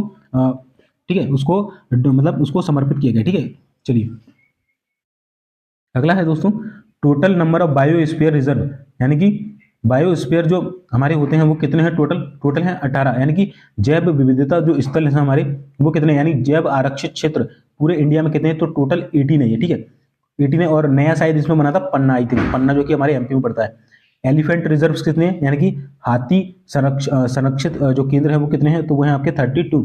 टाइगर रिजर्व आपसे पूछा था, ये हो गया 53। नवीनतम जो बना था आपका वो बना था गुरु घासीदास, जो कि छत्तीसगढ़ में आता है। और इससे पहले जो नवीनतम था यानी कि 52वें नंबर का वो कौन सा था, रामगढ़ विषधारी, जो कि आपका कोटा बूंदी राजस्थान में आता है। ठीक है, तो दोनों को याद रखना, ये 52 था और जो 53 वाला है ये वो है नवीनतम गुरु घासीदास वाला। आपसे नंबर पूछा जाएगा कितने हैं टोटल, नवीनतम कौन सा है ये पूछा जाएगा, कहाँ स्थित है ये पूछा जाएगा। ठीक है, चलिए अगला है राजकीय पशु हाथी वाले राज्य क्या है। तो जिन जिन जिन स्टेट्स का राजकीय जो पशु है वो हाथी है, वो राज्य है आपके के जे, आपको ऐसे रखना के जे, यानी कि केरल, कर्नाटका और झारखंड। ठीक है, चलिए अगला है दोस्तों, भारत के लड़ाकू विमान पूछे जाते हैं कौन कौन से हैं, आपको ऑप्शन दे देगा, बताइए इनमें से कौन सा भारत का लड़ाकू विमान है या नहीं है। तो सुखोई 30 भारत का लड़ाकू विमान है, MiG-21 हो गया, जगुआर हो गया, मिराज हो गया। ठीक है, ये भारत के लड़ाकू विमान है। इसके अलावा भारत के परिवहन विमान कौन से, यानी कि भारत के जो ट्रांसपोर्ट करियर है यानी कि ट्रांसपोर्ट जो विमान है वो कौन कौन है, तो ये है C-17 ग्लोब मास्टर, काफी पूछा जाता है। एक है C-30J सुपर हरक्यूलस। ठीक है, ये आपके मतलब जो वाहन वगैरह लेके आते हैं उसके अंदर जो आपका गोला बारूद वगैरह होता है वो आपके परिवहन विमान कहलाते हैं।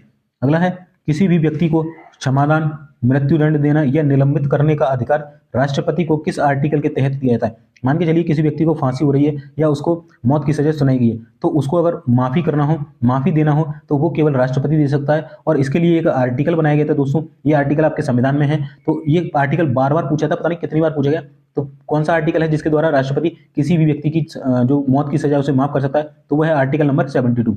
ये करेगा आपका राष्ट्रपति। ठीक है, राष्ट्रपति। अगर राज्यपाल के तौर पर देखें स्टेट में कि राज्यपाल के लिए कौन सा आर्टिकल लगता है, राज्यपाल भी इसको क्षमा कर सकता है, बट मृत्युदंड को नहीं कर सकता। और अगर अच्छी सजा है उसको, जैसे उम्र कैद वगैरह, तो उसको माफ कर सकता है। तो राज्यपाल का आर्टिकल लगता है आर्टिकल नंबर 161। ठीक है, चलिए नेक्स्ट है दोस्तों, भूटान का राष्ट्रीय खेल। आपसे जो हमारे पड़ोसी देश हैं या जो कुछ अच्छे गेम्स हैं जो कि नेशनल गेम्स हैं किसी अदर कंट्री के, वो पूछे जाते हैं, तो उनको आपको याद रखना होता है। जैसे भूटान का राष्ट्रीय खेल क्या है, तो भूटान का है तीरंदाजी। बांग्लादेश का राष्ट्रीय खेल क्या है, तो बांग्लादेश का है कबड्डी। म्यांमार का राष्ट्रीय खेल क्या है, तो ये आपका चिन्हलोन, ये काफी पूछा जाता है। म्यांमार का राष्ट्रीय खेल क्या है, तो चिन्हलोन। श्रीलंका का राष्ट्रीय खेल क्या है, वॉलीबॉल। चीन का राष्ट्रीय खेल काफी पूछा जाता है, तो टेबल टेनिस हो जाएगा। थाईलैंड का बहुत पूछा जाता है, थाईलैंड का राष्ट्रीय खेल है मुए थाई। क्या है, मुए थाई। मलेशिया का राष्ट्रीय खेल क्या है, बैडमिंटन। ठीक है, पाकिस्तान का राष्ट्रीय खेल क्या है, हॉकी। और इंडिया का आप बताइएगा कमेंट में कि इंडिया का जो नेशनल गेम है यानी कि राष्ट्रीय खेल है वो क्या है। ठीक है, अफगानिस्तान का राष्ट्रीय खेल क्या है, बुजकाशी, ये अभी एग्जाम में पूछा गया था। ठीक है, नेपाल का राष्ट्रीय खेल कौन सा है, वॉलीबॉल। ठीक है, ये पड़ोसी देश हैं सारे, इनको तो आपको याद रखना है कि किस देश में जो नेशनल गेम्स है वो क्या है, किस देश का। ठीक है, चलिए अगला है दोस्तों, केरल के आपसे बायोस्फीयर रिजर्व पूछे जाते हैं कि जैव आरक्षित क्षेत्र पूछे जाते हैं, कौन कौन से हैं। तो केरल में दो हैं, एक है नीलगिरी, दूसरा है अगस्त्यमलाई। जो नीलगिरी है ये सबसे पहले इसको बनाया गया था आपका, है ना, क्या बायोस्फीयर रिजर्व पूरे इंडिया में, और ये प्रॉपर केरल में स्थित है। टोटल तो है इंडिया में, ये केरल में जो स्थित है इंडिया में से उनके नाम है। ठीक है, तो दो हैं केरल में, एक थे नीलगिरी, सन 2000 में बना था, आपसे पूछा जाएगा कब इसे बनाया गया था, तो सन 2000 में। और दूसरा है अगस्त्यमलाई जो कि सन 2016 में बनाया गया था। अगला है दोस्तों, रोहित शर्मा के बारे में कुछ फैक्ट लिखा हुआ है। जैसे रोहित शर्मा जो है ये 100 T20 इंटरनेशनल मैच खेलने वाले पहले पुरुष क्रिकेटर है। ठीक है, तो 100 T20 इंटरनेशनल मैच खेलने वाले पहले पुरुष क्रिकेटर है। साथ ही साथ वनडे में 3 दोहरे शतक यानी कि 3 बार डबल सेंचुरी लगाने वाले एकमात्र प्लेयर कौन है, रोहित शर्मा। ठीक है, वनडे में ध्यान रखना। फैक्ट पूछा जाता है आपसे कि बताइए किस एक खिलाड़ी ने 3 दोहरे शतक लगाए थे वनडे में। ठीक है, तो ऑप्शन दे देगा तो रोहित शर्मा आंसर हो जाएगा। देखिए यहाँ पर मैंने बायोस्फीयर की बात करा था ना, टोटल 18 है, तो 18 कौन कौन से, यहाँ पर मैंने पूरी आपको लिस्ट दे दी है। तो भारत के बायोस्फीयर रिजर्व है ना, जो कि यूनेस्को में शामिल है, मैंने यहाँ पर वो लिए हैं जो यूनेस्को में शामिल है। यूनेस्को में 12 शामिल हैं और टोटल इंडिया में 18 है। ठीक है, ध्यान रखना। चलिए तो कौन कौन से, सुंदरबन बायोस्फीयर रिजर्व है। सुंदरबन कहाँ पड़ता है, वेस्ट बंगाल में। कब इसको बायोस्फीयर रिजर्व घोषित किया गया था, तो सन 2001 में। इसी तरीके से सिमलीपाल है, तो ये उड़ीसा में है, इसे सन 2009 में स्थापित 9 में जो है घोषित किया गया था। और इसकी जो स्थापना है इंडिया में स्थापित हुआ था 1994 में, बट इसे यूनेस्को में शामिल किया गया था सन 2009 में। इसी तरीके से जो पचमढ़ी है, इसको ये हमारे एमपी में, इसको भी सन 2009 में आपका बायोस्फीयर रिजर्व बनाया गया था। तो आपको ये क्वेश्चन भाई इतनी बार पूछे गए हैं, बहुत बार आपसे पूछ लिया कब बनाया गया या किस स्टेट में स्थित है। ठीक है, चलिए अगला है दोस्तों, देखिए अगला है दोस्तों नोक्रेक बायो नेशनल पार्क। तो नोक्रेक आपका जो है ये मेघालय में, इसे भी सन 2009 में बनाया गया था। नीलगिरी अभी मैंने बताया केरल में, नीलगिरी बायोस्फीयर जो रिजर्व है ये तमिलनाडु में सन 2000 में बनाया गया था, ठीक है। तो नीलगिरी मैं आपको केरल में बता रहा था ना, तो केरल में इसका एक विवाद चलता है, ठीक है। अगर ऑप्शन में केरल देखे तो केरल, तमिलनाडु देखे तमिलनाडु, या इसको केरल और तमिलनाडु, क्योंकि केरल और तमिलनाडु की सीमा पर लगता है, ठीक है। तो इसलिए ये कंफ्यूजन थोड़ा चलता है। इसको एक बार आप गूगल सर्च करेंगे तो आपको समझ में आएगा। चलिए, नंदा देवी जो है ये उत्तराखंड में है, सन 2004 में बना था। गल्फ ऑफ मन्नार जो है ये तमिलनाडु में है, सन 2001 में बना था, ठीक है। और ग्रेट निकोबार जो है ये आपका ग्रेट निकोबार यानी कि अंडमान निकोबार में स्थित है, सन 2013 में बना। अचानक मार अमरकंटक ये हमारे एमपी छत्तीसगढ़ में है, जो कि सन 2000 में बना, 12 में बना था। अगस्त्यमलाई जो है ये केरला और तमिलनाडु में स्थित है, सन 2016 में बना था। कंचनजंगा ये सिक्किम में काफी पूछा जाता है, ठीक है। तो ये सन 2018 में बना था। और पन्ना टाइगर रिजर्व जो कि लेटेस्ट बना है 12वें नंबर का, मैंने बताया आपको, ये हमारे एमपी में स्थित है, जो कि सन 2020 में बना हुआ था, ठीक है। तो ये आपको याद रखना है। चलिए, अगला क्वेश्चन है, सरदार पटेल ने हैदराबाद राज्य को भारतीय गणराज्य का हिस्सा बनाने के लिए एक ऑपरेशन चलाया था, तो वो कौन सा ऑपरेशन था? ये मतलब इतनी बार क्वेश्चन पूछेगा, इतना फेवरेट क्वेश्चन है किसी भी एग्जाम का, किसी भी गवर्नमेंट एग्जाम का, आप बता नहीं सकता। तो सरदार पटेल ने जब भारत हमारा जो है भारत हमारा आजाद हुआ था, उस समय एक राज्य था जो कि था हैदराबाद। ये हमसे अलग होना चाहता था भारत से, बट सरदार वल्लभ भाई जो पटेल थे, इन्होंने एक ऑपरेशन चलाया जिसके थ्रू इन्होंने हैदराबाद के जो निजाम थे उनको भारत में शामिल होने पर मजबूर कर दिया। और उसको जो ऑपरेशन चलाया गया था उसको क्या नाम दिया गया था? तो उस ऑपरेशन को ऑपरेशन पोलो नाम दिया गया था। क्या था? ऑपरेशन पोलो, जो कि सन 1948 में इसे चलाया गया था सरदार वल्लभ भाई के पटेल के द्वारा। इसलिए सरदार वल्लभ भाई पटेल को भारत के एकीकरण के लिए जाना जाता है, ठीक है। चलिए, अगला है दोस्तों, भारतीय राष्ट्रीय कांग्रेस के किस अधिवेशन की अध्यक्षता सरदार पटेल ने की थी? ठीक है, तो भारतीय राष्ट्रीय कांग्रेस यानी कि इंडियन नेशनल कांग्रेस के जो अधिवेशन होते हैं, यानी ये मीटिंग्स हुई थी इसकी, उसकी सरदार पटेल ने किस अधिवेशन की अध्यक्षता की थी, आपसे पूछा जाएगा। तो ये था आपका कराची अधिवेशन, जो कि मार्च 1931 में हुआ था। कौन सा? कराची अधिवेशन। और गांधी इरविन जो समझौता है वो इसी समय हुआ था कराची में, ठीक है। गांधी इरविन समझौते के लिए कराची अधिवेशन किया गया था मार्च 1931 में सरदार वल्लभ भाई पटेल के द्वारा, ठीक है। काफी इंपॉर्टेंट क्वेश्चन है दोस्तों, बार बार बोल रहा हूं मैं। भारत का पहला गौ अभ्यारण्य कहाँ स्थित है? तो दोस्तों, भारत का पहला जो गौ अभ्यारण्य है ये आपका आगर मालवा एमपी में स्थित है, जो कि सन 2017 में बना था। देश में एक नया बंदरगाह बनेगा, जो बनेगा आपका बदावन महाराष्ट्र में। अटाकामा मरुस्थल कहाँ है? काफी पूछा जाता है। तो अटाकामा जो मरुस्थल है ये पेरू चिली में स्थित है, जो कि वर्ल्ड का ड्राइएस्ट मरुस्थल है, मतलब सबसे शुष्क मरुस्थल है वर्ल्ड का, सबसे सूखा हुआ। तो अटाकामा कहाँ है? पेरू और चिली की सीमा पर है, ठीक है। चलिए, नेक्स्ट क्वेश्चन हम देख लेते हैं। महान झील क्षेत्र आपसे पूछा था कि बताइए महान झील क्षेत्र किसे बोला जाता है और कौन कौन सी झील इसके अंतर्गत आती है। तो आपको एक ट्रिक देखनी है। महान जो झील क्षेत्र है ये अमेरिका और कनाडा की सीमा पर लगता है, और इसके अंदर 5 झीलें आती है। कौन सी? आपको ट्रिक देखनी है। ये ट्रिक है सुपर मिशन है ई आंटी, है ना। सुपर मिशन है ई आंटी, यानी कि सुपर से बन गया आपका सुपीरियर झील, ठीक है, सुपीरियर झील। मिशिगन से बन गया आपका मिशिगन झील, हे से बन गया ह्यूरन झील, ई से बन गया इरी झील, और आंटी से बन गया ऑन्टेरियो झील। तो ये आपकी महान झील क्षेत्र में अंतर्गत आते हैं। और जो सुपीरियर झील है ये विश्व की सबसे बड़ी मीठे पानी की झील है ना। और अगर है ना, ये कि मैंने लिख रखा है सबसे बड़ी मीठे पानी की झील है। और अगर आपसे पूछे विश्व की सबसे बड़ी ताजे पानी की झील यानी कि फ्रेश वाटर की झील कौन सी है, तो वो आपका एक रूस में एक सागर पड़ता है, इसका नाम है कैस्पियन सागर, आई थिंक, है ना, कैस्पियन सागर। हाँ, एक बार आप रिसर्च कर लेना, मुझे अभी एक्चुअली में पूरा याद नहीं आ रहा, एक बार आप रिसर्च कर लेना, है ना। चलिए, अगला है दोस्तों, एंजल जलप्रपात ये कहाँ स्थित है? तो ये विश्व का सबसे ऊंचा जलप्रपात है ना, झरना इसे बोलते हैं। तो एंजल जलप्रपात विश्व का सबसे ऊंचा है, जो कि आपका वेनेजुएला में स्थित है। काफी पूछा जाता है दोस्तों, कहाँ स्थित है? वेनेजुएला में। पिग्मी जनजाति कहाँ पाई जाती है? क्वेश्चन बहुत बार पूछा जाता है। तो पिग्मी जो जनजाति है आपकी ये कॉन्गो में पाई जाती है। कॉन्गो कहाँ है? ये अफ्रीका का एक देश है, पिग्मी, है ना, कॉन्गो।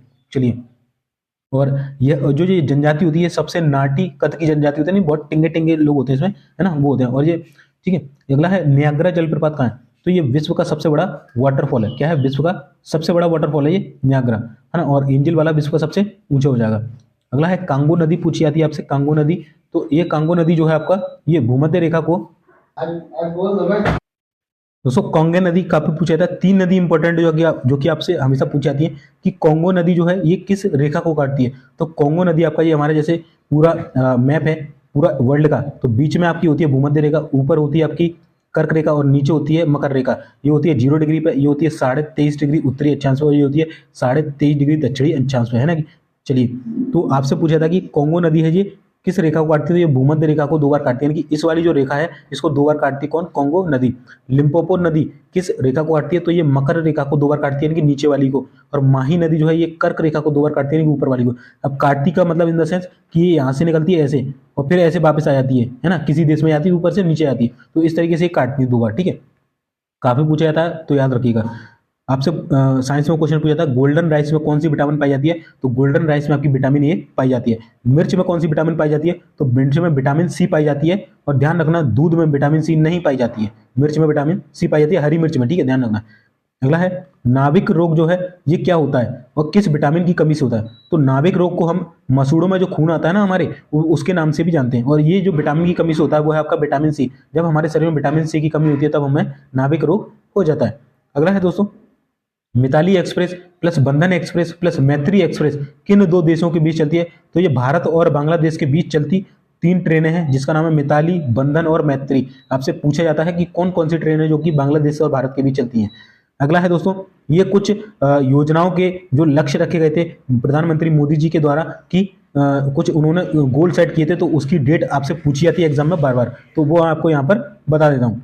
जैसा है सभी को आवास का लक्ष्य प्रधानमंत्री जी के द्वारा कब तक रखा गया था? तो ये सन 2022 तक रखा गया था। इसमें अभी कुछ चेंजेस किए गए हैं, तो एक बार थोड़ा आप पढ़ लेना, जो आपको स्पीडी लेके आओगे करंट अफेयर की उसमें आपको अपडेशन मिल जाएगा। हर घर को जल ये कब तक था? तो ये सन 2024 तक लक्ष्य है। टीबी का उन्मूलन है कि भारत से टीबी को समाप्त करेंगे, ये सन 2025 का लक्ष्य है। और मलेरिया उन्मूलन का जो लक्ष्य है ये सन 2030 का लक्ष्य है। काफी इंपॉर्टेंट प्रश्न है दोस्तों, बार बार आपसे पूछे जाते हैं, फिर बता रहा हूँ। अगला है नीति आयोग की स्थापना किस सिद्धांत पर आधारित है? ये काफी क्वेश्चन बहुत शानदार क्वेश्चन है दोस्तों कि नीति आयोग की जो स्थापना है ये किस सिद्धांत पर आधारित है? तो ये सहकारी संघवाद के सिद्धांत पर आधारित है। और केंद्र के साथ, और इसका मतलब होता है सहकारी संघवाद का कि केंद्र के साथ राज्य को नीति निर्माण में शामिल करना, यही इसका मतलब है सहकारी संघवाद का। और नीति आयोग की स्थापना का भी उद्देश्य यही था कि जो केंद्र योजना बनाता है उसके साथ राज्य भी मिलकर सहयोग करें। ठीक है, चलिए नेक्स्ट जो हमारा क्वेश्चन है दोस्तों वो हमारे आ जाते हैं अब कांग्रेस के अधिवेशन। ठीक है, कि कांग्रेस के अधिवेशन कब कब हुए, उसका अध्यक्ष कौन था? ये हर क्वेश्चन में एक क्वेश्चन तो आपको डेफिनेटली देखने को मिलता है हर एग्जाम में, तो ये सारे मैंने यहाँ पर पूरे लिख रखे हैं। ठीक है, तो चलिए हम देख लेते हैं कि कांग्रेस के प्रमुख अधिवेशन कौन कौन से और कब कब ये हुए थे। दोस्तों कांग्रेस के प्रमुख अधिवेशन हम इसमें पढ़ लेते हैं अब नेक्स्ट हमारा। ठीक है, कांग्रेस के कौन कौन से अधिवेशन थे, कब कब हुए थे। ठीक है, चलिए तो पहला है कांग्रेस का पहला अधिवेशन कब हुआ था? ये क्वेश्चन बहुत पूछा जाता है। तो कांग्रेस का जो पहला अधिवेशन आपका 1885 में हुआ था। और कहाँ हुआ था? बम्बई में हुआ था। बम्बई उस समय उसको बोला जाता मुंबई को। और इसके अध्यक्ष थे व्योमेश चंद्र बनर्जी जो कि एक हिंदू अध्यक्ष थे। और उस समय जब इसका पहला अधिवेशन हुआ था उस समय सदस्य पूछे जाते तो 72 सदस्य उस समय थे, कितने? 72। और इसका जो स्थान था वो था बम्बई। इसके बाद बात करें कि कांग्रेस की स्थापना वगैरह कब हुई थी, ये फैक्ट भी आपसे पूछा जाता है। तो कांग्रेस की जो स्थापना ये 28 दिसंबर 1885 को, ये डेट सहित पूछा जाता है कब हुई थी? 28 दिसंबर 1885 को। इसके संस्थापक कौन थे? तो एलन ऑक्टेवन ह्यूम, जिसे ए.ओ. ह्यूम के द्वारा ए.ओ. ह्यूम के नाम से जाना जाता है। और ये स्कॉटलैंड के रहने वाले थे। स्थान कहाँ पर कांग्रेस की स्थापना हुई थी? तो बम्बई के गोकुलदास तेजपाल संस्कृत विद्यालय में जो है आपकी कांग्रेस की स्थापना हुई थी। कहाँ हुई थी? बम्बई के गोकुलदास तेजपाल संस्कृत विश्वविद्यालय में। अगर बात करें कि उस समय वायसराय कौन थे, तो वायसराय को कौन थे? ये थे लॉर्ड डफरिन। कौन थे? लॉर्ड डफरिन थे उस समय। इसका नामकरण किसने किया था? कांग्रेस नाम किसने दिया था? तो दादा भाई नौरोजी ने कांग्रेस नाम दिया था, जो भारतीय राष्ट्रीय कांग्रेस इससे पहले था। ठीक है, चलिए और इससे पहले क्या था? दादा भाई नौरोजी ने जो है आपको भारतीय राष्ट्रीय कांग्रेस दिया था। इससे पहले जो नाम था इसका भारतीय राष्ट्रीय संघ था, उसके बाद कांग्रेस इसे कर दिया गया था।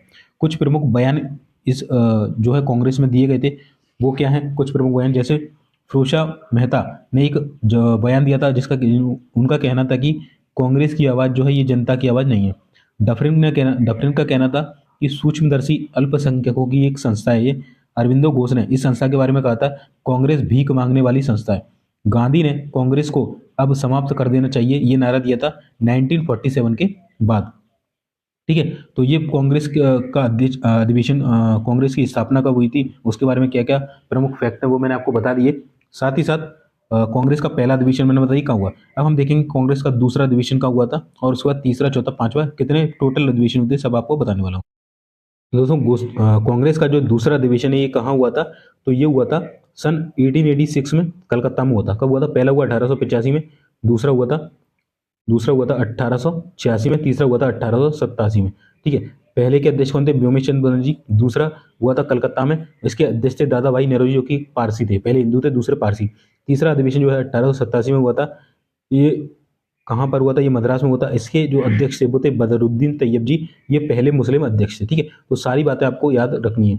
चलिए नेक्स्ट क्वेश्चन हम देख लेते हैं इसका चौथा अधिवेशन कब हुआ था?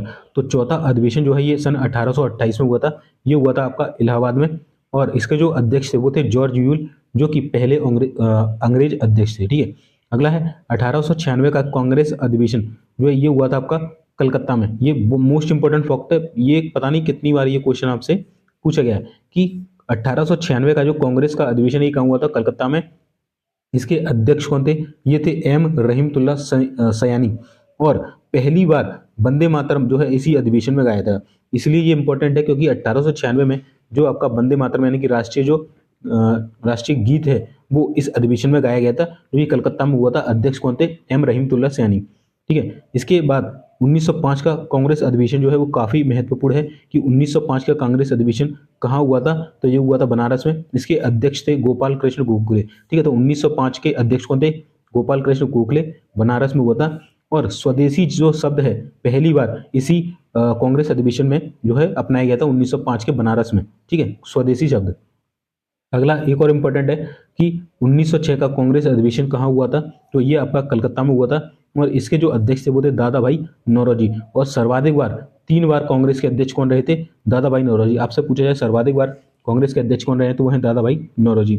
और स्वराज्य शब्द पहली बार इसी अधिवेशन में यूज किया गया था। ठीक है, वो स्वदेशी था 1905 में, 1906 में स्वराज्य शब्द है ना। चलिए अगला है 1907 का, ये बहुत ही इंपॉर्टेंट जो है आपका अधिवेशन है कि 1907 का कांग्रेस अधिवेशन कहाँ हुआ था? तो ये हुआ था आपका सूरत में।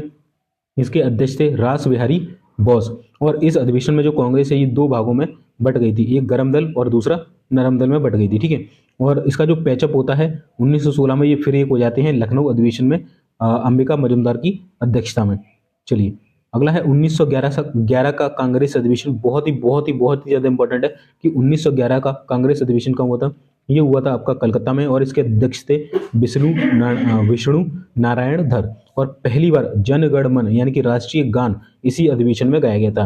ठीक है, और ये आपको याद रखना होगा। ठीक है, राष्ट्रीय गान आपसे पूछा था कि किस अधिवेशन में गाया गया था, तो 1911 के कांग्रेस अधिवेशन में कलकत्ता में विष्णु नारायण धर के द्वारा। इसके रचयिता कौन है? तो इसके रचयिता हैं रविंद्रनाथ टैगोर। चलिए नेक्स्ट हम देख लेते हैं दोस्तों और भी प्रमुख।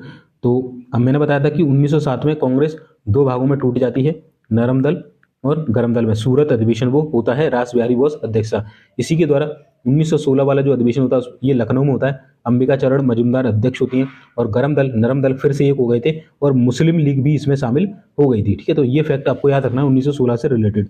इसके बाद 1917 का कांग्रेस अधिवेशन कहाँ हुआ था? तो ये हुआ था आपका कलकत्ता में। एनी बिसेंट जो है इसकी अध्यक्ष रही थी, जो कि पहली महिला अध्यक्ष थी। तो आपसे पूछा जाता है कि किस एकमात्र अधिवेशन की जो महिला अध्यक्ष जो है पहली बार रही थी? तो वो था 1917 का कलकत्ता अधिवेशन, और वो महिला थी एनी बिसेंट।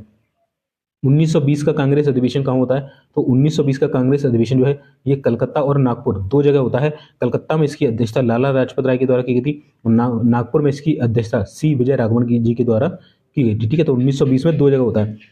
1923 का कांग्रेस अधिवेशन कहाँ होता है? तो ये दिल्ली में होता है, और मौलाना अबुल कलाम आजाद के द्वारा इसकी अध्यक्षता की गई थी। ये सबसे युवा अध्यक्ष थे, और ये भारत के पहले शिक्षा मंत्री भी यही थे, मौलाना अबुल कलाम आजाद। ठीक है, तो ये वाला इंपॉर्टेंट रखना। 1970 वाला कहाँ हुआ था? कलकत्ता में हुआ था। एनी बेसेंट पहली महिला अध्यक्ष थी। ठीक है, पहली महिला अध्यक्ष तो थी, बट ये भारतीय नहीं थी। ये कौन थी? अंग्रेज थी। अब आगे आपसे सवाल पूछा था कि भारतीय राष्ट्रीय कांग्रेस की पहली भारतीय महिला अध्यक्ष ये अंग्रेज थी, और उसमें वर्ड शब्द लगा दे पहली भारतीय महिला अध्यक्ष कौन थी, तो अभी मैं आपको बताने वाला हूँ। इसके बाद 1923 का पूछा जाता है। 1923 हो गया। 1924 का बहुत इंपॉर्टेंट, ये बताइए 1924 का कांग्रेस अधिवेशन कहाँ हुआ था? तो ये बेलगाम कर्नाटका में हुआ था। ठीक है, बेलगाम कर्नाटका में। इसकी अध्यक्षता जो है महात्मा गांधी जी के द्वारा की गई थी, और पहली बार यानी कि पहली बार और एकमात्र अधिवेशन है जिसकी अध्यक्षता महात्मा गांधी जी के द्वारा की गई थी, वो है 1924 का बेलगांव कर्नाटका का अधिवेशन। ठीक है, इसके बाद जो नेक्स्ट इंपॉर्टेंट वो है 1925 का कांग्रेस अधिवेशन। ये हुआ था आपका कानपुर में सरोजिनी नायडू की अध्यक्षता में, जो कि पहली भारतीय महिला अध्यक्ष थी, मैंने बताया ना अभी, पहली भारतीय महिला अध्यक्ष पूछे तो सरोजिनी नायडू। 1925 का अधिवेशन कहाँ हुआ था? कानपुर में। अगर आपसे पूछे पहली महिला अध्यक्ष कौन थी? Annie Besant. कहाँ हुआ था? वो कलकत्ता में हुआ था 1917 में। ठीक है, अगला है 1929 का, ये भी मोस्ट इंपोर्टेंट है। 1929 का कांग्रेस अधिवेशन कहाँ हुआ था? तो ये हुआ था आपके लाहौर में, और इसकी जो अध्यक्षता वो जवाहरलाल नेहरू जी के द्वारा की गई थी। इसी अधिवेशन में पूर्ण स्वराज की मांग रावी नदी के तट पर रखी गई थी। ठीक है, तो ध्यान रखना कि ये लाहौर कहाँ आता है? ये पंजाब में आता है, ये भी ध्यान रखना। ठीक है, तो 1929 का जो कांग्रेस अधिवेशन ये लाहौर में होता, इसकी अध्यक्षता की थी जवाहरलाल नेहरू ने। इसी अधिवेशन में पूर्ण स्वराज की मांग रावी नदी के तट पर रखी गई थी। ठीक है, ये फैक्ट आपसे पूरे पूछे जाते हैं। नेक्स्ट हम देख लेते हैं, चलिए अगला है दोस्तों 1931 का कांग्रेस अधिवेशन, ये भी मोस्ट इंपोर्टेंट है कि बताइए 1931 का कांग्रेस अधिवेशन कहाँ हुआ था? तो ये कराची में हुआ था, और इसकी जो अध्यक्षता है सरदार वल्लभ भाई पटेल जी के द्वारा की गई थी। और इसके तहत इसमें क्या हुआ था? मौलिक अधिकारों के लिए बैठक इसी अधिवेशन में हुई थी। इसी अधिवेशन में महात्मा गांधी जी को काले झंडे दिखाए गए थे। तो आपसे पूछा जाता है, बताइए किस एक अधिवेशन में महात्मा गांधी जी को काले झंडे दिखाए गए थे? तो वो था 1931 का कराची अधिवेशन, जिसमें सरदार वल्लभ भाई पटेल ने इसकी अध्यक्षता की थी और मौलिक अधिकारों की बात इसमें की गई थी। अगला है 1937 का कांग्रेस अधिवेशन कहाँ हुआ था? तो ये भी इंपॉर्टेंट है क्योंकि ये जवाहरलाल नेहरू जी के द्वारा किए गए। जो 1937 का कांग्रेस अधिवेशन है ये आपका फैजपुर महाराष्ट्र में हुआ था, और जवाहरलाल नेहरू ने अध्यक्षता की थी। अगला है 1938 का और 1939, दोनों मोस्ट इंपोर्टेंट है, पता नहीं कितनी बार पूछे गए। 38 और 39 ध्यान रखना। तो 38 और 39 दोनों की अध्यक्षता की थी सुभाष चंद्र बोस ने, और 38 वाला जो आपका हुआ था वो हरिपुरा जो गुजरात में पड़ता है वहां हुआ था। 1939 का आपका ये एमपी में त्रिपुरी करके एक जगह यहाँ हुआ था। ठीक है, तो 1938 का हरिपुरा और 1939 का आपका त्रिपुरी में हुआ था, जो कि एमपी में, हरिपुरा गुजरात में। दोनों के अध्यक्ष कौन थे? सुभाष चंद्र बोस।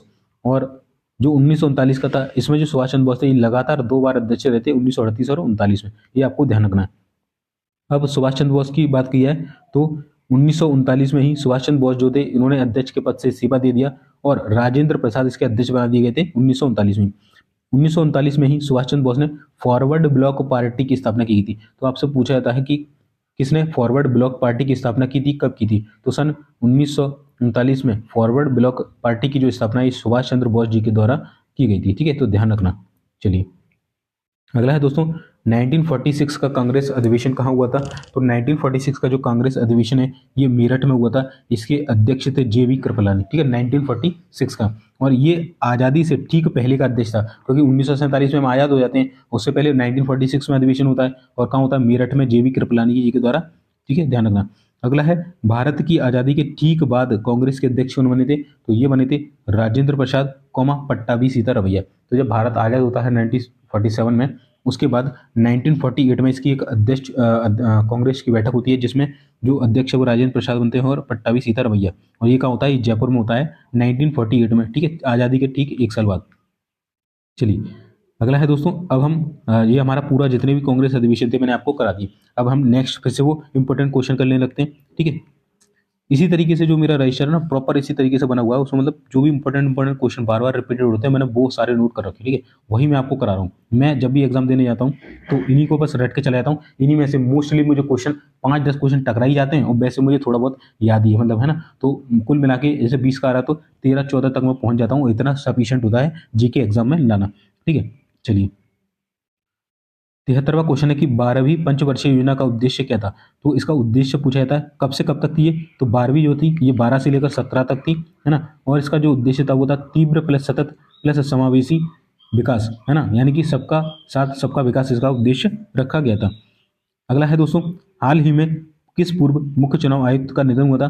तो ये थे TN शेषन, और वोटर आईडी की जो शुरुआत है वो इन्हीं के द्वारा की गई थी, TN शेषन के द्वारा। बहुत ही ज़्यादा मतलब फेमस ये TN शेषन जो थे मुख्य चुनाव आयुक्त थे, और वोटर आईडी की शुरुआत इन्होंने ही की थी। इनका हाल ही में देहांत हो गया है। ठीक है, अगला प्रश्न है दोस्तों, ये वाले नहीं कर रहे क्योंकि ये मैंने उस समय करंट के लिए अवार्ड मिले थे वो रखा था। ठीक है, अगला है गोबी मरुस्थल कहाँ स्थित है? तो दोस्तों गोबी का जो मरुस्थल है ये आपका चीन और जो मंगोलिया की सीमा है, हमारे जो भारत है ना, भारत के ऊपर चाइना आएगा, चाइना के ऊपर आपका मंगोलिया, तो इस जगह आपका जो है गोबी मरुस्थल स्थित है। ठीक है, अगला है मैनहट्टन द्वीप कहाँ स्थित है? तो ये मैनहट्टन जो द्वीप है ये यूएसए यानी कि यूनाइटेड स्टेट्स ऑफ अमेरिका के न्यूयॉर्क में स्थित है। कौन सा? मैनहट्टन द्वीप, जिस पर यूएनओ की यानी कि यूनाइटेड नेशन ऑर्गेनाइजेशन, जिसकी स्थापना 24 अक्टूबर 1945 को हुई थी, उसका मुख्यालय यहाँ पर स्थित है। कहाँ पर? मैनहट्टन द्वीप पर। ठीक है, कहाँ यूएनओ का मुख्यालय है? न्यूयॉर्क में, अमेरिका में स्थित है। अगला है एकांकागुआ, तो ये क्या है? तो अर्जेंटीना और चिली की सीमा पर है। एंडीज पर्वत यानी कि जो कि साउथ अमेरिका में स्थित है, की सबसे ऊंची चोटी है। तो आपसे पूछेगा कि बताइए जो एंडीज पर्वत है साउथ अमेरिका में जो स्थित है, इसकी सबसे ऊंची चोटी क्या है? तो वो है अकांकागुआ। ये कहाँ स्थित है? तो अर्जेंटीना और चिली की सीमा पर स्थित है। अगला है दोस्तों बुशमैन जनजाति। इससे पहले हमने पढ़ी थी कांगो जनजाति। जो नाटक का होता है उसकी होती है कांगो। ठीक है, वो होती है पिग्मी जनजाति, कांगो में पाई जाती है। पिग्मी पढ़ी थी, पिग्मी पाई जाती कांगो। अब है बुशमैन जनजाति। ये झाड़ियों में रहती है। बुश यानी होता है झाड़ियाँ, तो इसलिए इनको बुशमैन बोला जाता है। झाड़ियों में रहती है। कालाहारी मरुस्थल में पाई जाती है, जो कि बोत्सवाना में, ये साउथ जो अफ्रीका कॉन्टिनेंट है उसमें पाया जाता है। कालाहारी मरुस्थल में बुशमैन जनजाति पाई जाती है, और ये बोत्सवाना में आपका स्थित है। ठीक है, नेक्स्ट क्वेश्चन है साइंस का कि विटामिन का नाम किसने दिया था? तो विटामिन जो नाम दिया था वो फंक ने दिया था। विटामिन की खोज पूछ ले कि विटामिन को डिस्कवर किसने किया था? तो ये किसने किया था? होपकिंस ने किया था। आप ऐसे याद रख सकते हैं कि जब विटामिन की खोज हुई थी तो उससे हमें एक होप मिली थी। जब जैसे खोप हुई तो जिसकी वाइटामिन की डिस्कवरी हुई तो उससे हमें एक होप मिली, जिससे हमें जो है बीमारियों से लड़ने में मदद मिली, हमारी इम्यूनिटी को बूस्ट करने में मदद मिली। और विटामिन का नामकरण दिया था फंक ने। ठीक है, चलिए विटामिन ई किस में पाई जाती है? तो ये अंकुरित जो अनाज होते हैं ना आपके, जो चने वगैरह फुला के रख देते हैं जो दौड़ने आते हैं स्टूडेंट्स, वो है ना, तो उसमें पाई जाती है। शाही आयोग ये क्या है? तो ये यंग हिल्टन आयोग है, इसी का दूसरा नाम है शाही आयोग। कौन सा? यंग हिल्टन आयोग। चलिए अगला है आरबीआई का प्रतीक चिन्ह क्या है? तो आरबीआई का जो प्रतीक चिन्ह है दोस्तों, जो आरबीआई आपका रिजर्व बैंक ऑफ इंडिया है, इसका प्रतीक चिन्ह है, आप देखना गूगल पर सर्च करके, उसमें रॉयल बंगाल टाइगर दिखाएगा प्लस ताड़ का वृक्ष आपको दिखाया जाता है। ठीक है, चलिए नेक्स्ट देख लेते हैं हम। नेक्स्ट क्वेश्चन देख लेते हैं।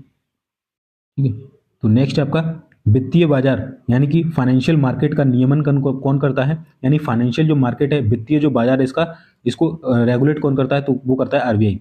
स्टॉक एक्सचेंज का नियमन यानी कि स्टॉक एक्सचेंज जो है इसको रेगुलेट कौन करता है? तो इसको करती है सेबी। सेबी के लिए बहुत ही बार बार ये इंपॉर्टेंट फैक्ट पूछे जाते हैं कि इसकी स्थापना कब हुई थी? 1988 में हुई थी।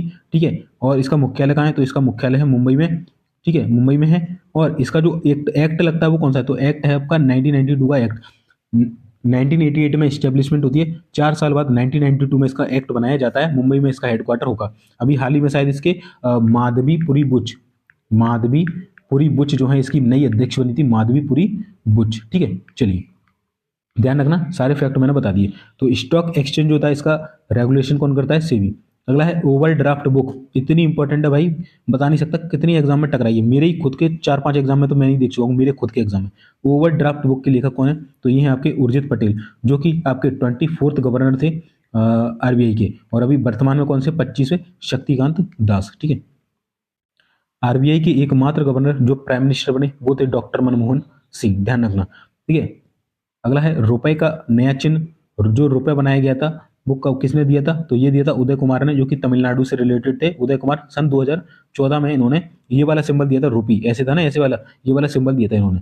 ठीक है, उदय कुमार जी ने।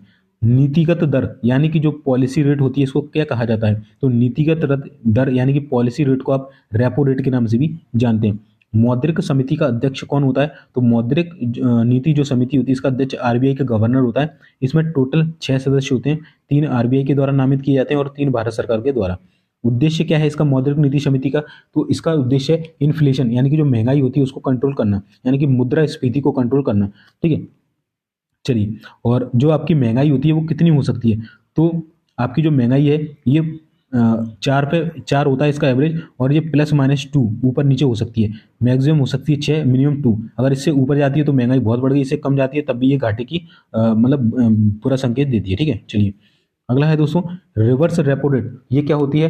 तो बैंक जो है आरबीआई को पैसे दे, कौन?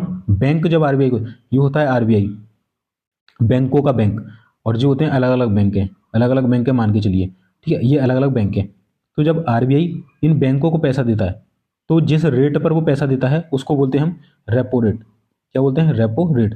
जब आरबीआई ने पैसा दिया है ना, इधर से पैसा गया, और जब बैंक इसका जो पैसा वापस से लौटाएंगे ना, इसको इसका जो बैंक वापस से इसको लौटाएंगे इस तरीके से, तो उसको बोलते हैं हम रिवर्स रेपो रेट, यानी कि रिवर्स करना, बैंक इसको रिवर्स करेंगे, है ना। तो बैंक जो आरबीआई को पैसा देते हैं उसे हम बोलते हैं रिवर्स रेपो रेट। तो यही मैं आपको बात बता रहा हूँ कि रिवर्स रेपो रेट क्या होती है। तो बैंक जब आरबीआई को पैसे दे तब जो आरबीआई है रिवर्स रेपो रेट जो है तय करता है ना। तो आरबीआई जब बैंकों को दे तो रेपो रेट, जब वापस दे तो रिवर्स रेपो रेट आपका हो जाएगा, ठीक है।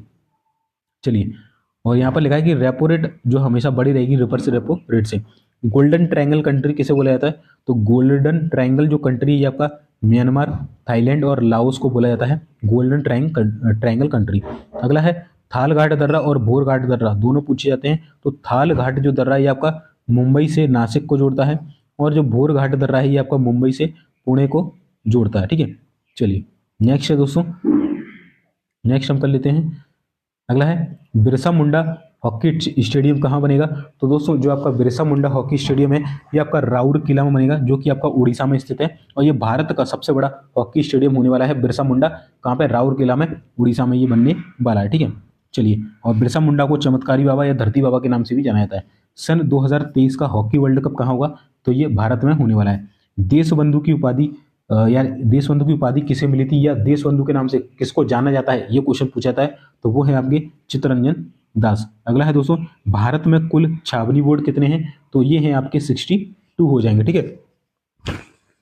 नेक्स्ट दोस्तों, समान नागरिक संहिता किससे संबंधित है, तो यूनिफॉर्म सिविल कोड, ये धर्मनिरपेक्ष कानून बनाना इसका उद्देश्य था। यूनिफॉर्म सिविल कोड, समान नागरिक संहिता, ये गोवा से रिलेटेड है और गोवा में लागू है, और इसके लिए आर्टिकल लगता है आर्टिकल 44, ठीक है। तो आपसे पूछा जाएगा, बताइए जो समान नागरिक संहिता या यूनिफॉर्म सिविल कोड है इसका आर्टिकल कौन सा लगता है, तो आर्टिकल 44 कहाँ पर लागू है, तो गोवा में लागू है। अगला है दोस्तों, ग्रैंड कैनियन कहाँ है, तो ग्रैंड जो कैनियन है ये आपका कोलोराडो नदी पर है, जो कि यूएसए में स्थित है, ठीक है, ग्रैंड कैनियन।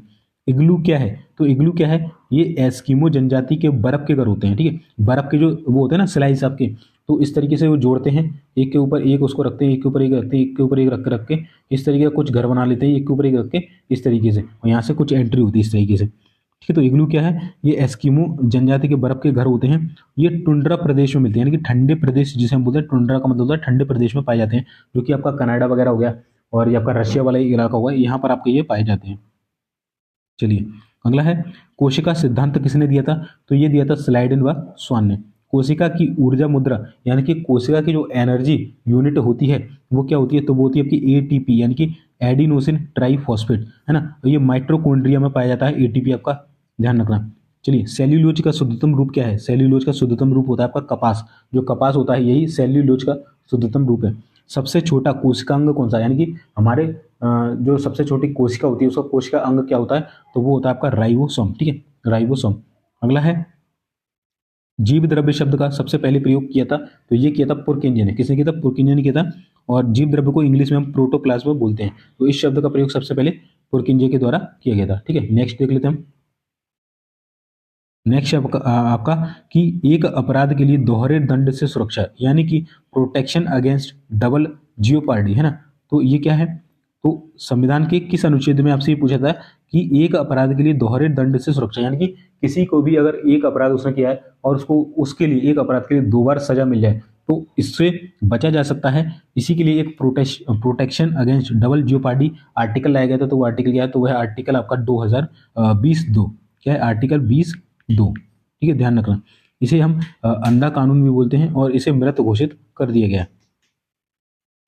नेक्स्ट है दोस्तों, व्यक्तिगत धार्मिक स्वतंत्रता संविधान के किस आर्टिकल में है, तो ये है आपका आर्टिकल नंबर 25, यानी कि सिख धर्म के लोग जो है कृपाण धारण कर सकते हैं, उन्हें व्यक्तिगत धार्मिक स्वतंत्रता दी गई है आर्टिकल 25 के द्वारा, ठीक है। यह सिंपल आपसे क्वेश्चन पूछेगा, बताइए धार्मिक जो स्वतंत्रता की बात कही गई है संविधान के किस आर्टिकल में कही गई है, तो आर्टिकल नंबर 24 हो जाएगा। अगला है समान कार्य के लिए समान वेतन, यानी कि जो पहले क्या होता था, पुरुष जो काम कर रहा है और जो महिला काम कर रही है सेम काम होता था, बट पुरुष को ज़्यादा पेमेंट मिलती थी और महिला को जो है कम पेमेंट मिलती थी। बट अभी एक आर्टिकल लाया गया था इसके लिए, आर्टिकल नंबर 39, जिसके तहत समान कार्य के लिए समान वेतन दिया जाता था महिला और पुरुष दोनों को। नेक्स्ट है दोस्तों, ठीक है दोस्तों, तो समान कार्य के लिए समान वेतन आर्टिकल नंबर 39। आर्टिकल नंबर 40 बहुत बार पूछा जाता है कि आर्टिकल नंबर 40 किससे रिलेटेड है। तो जो ग्राम पंचायत का गठन किया जाता है वो आर्टिकल 14 के अकॉर्डिंग किया जाता है, ठीक है। और ग्राम स्वराज के तहत महात्मा गांधी के द्वारा इसे प्रतिपादित किया गया था। आर्टिकल नंबर 40 क्या है, ग्राम पंचायत के गठन से संबंधित है, ठीक है, ध्यान रखना। चलिए अब नेक्स्ट है दोस्तों आर्टिकल नंबर 41, ये मनरेगा से रिलेटेड है, काम का अधिकार। और मनरेगा की जो योजना है ये सन 2009 में आई थी।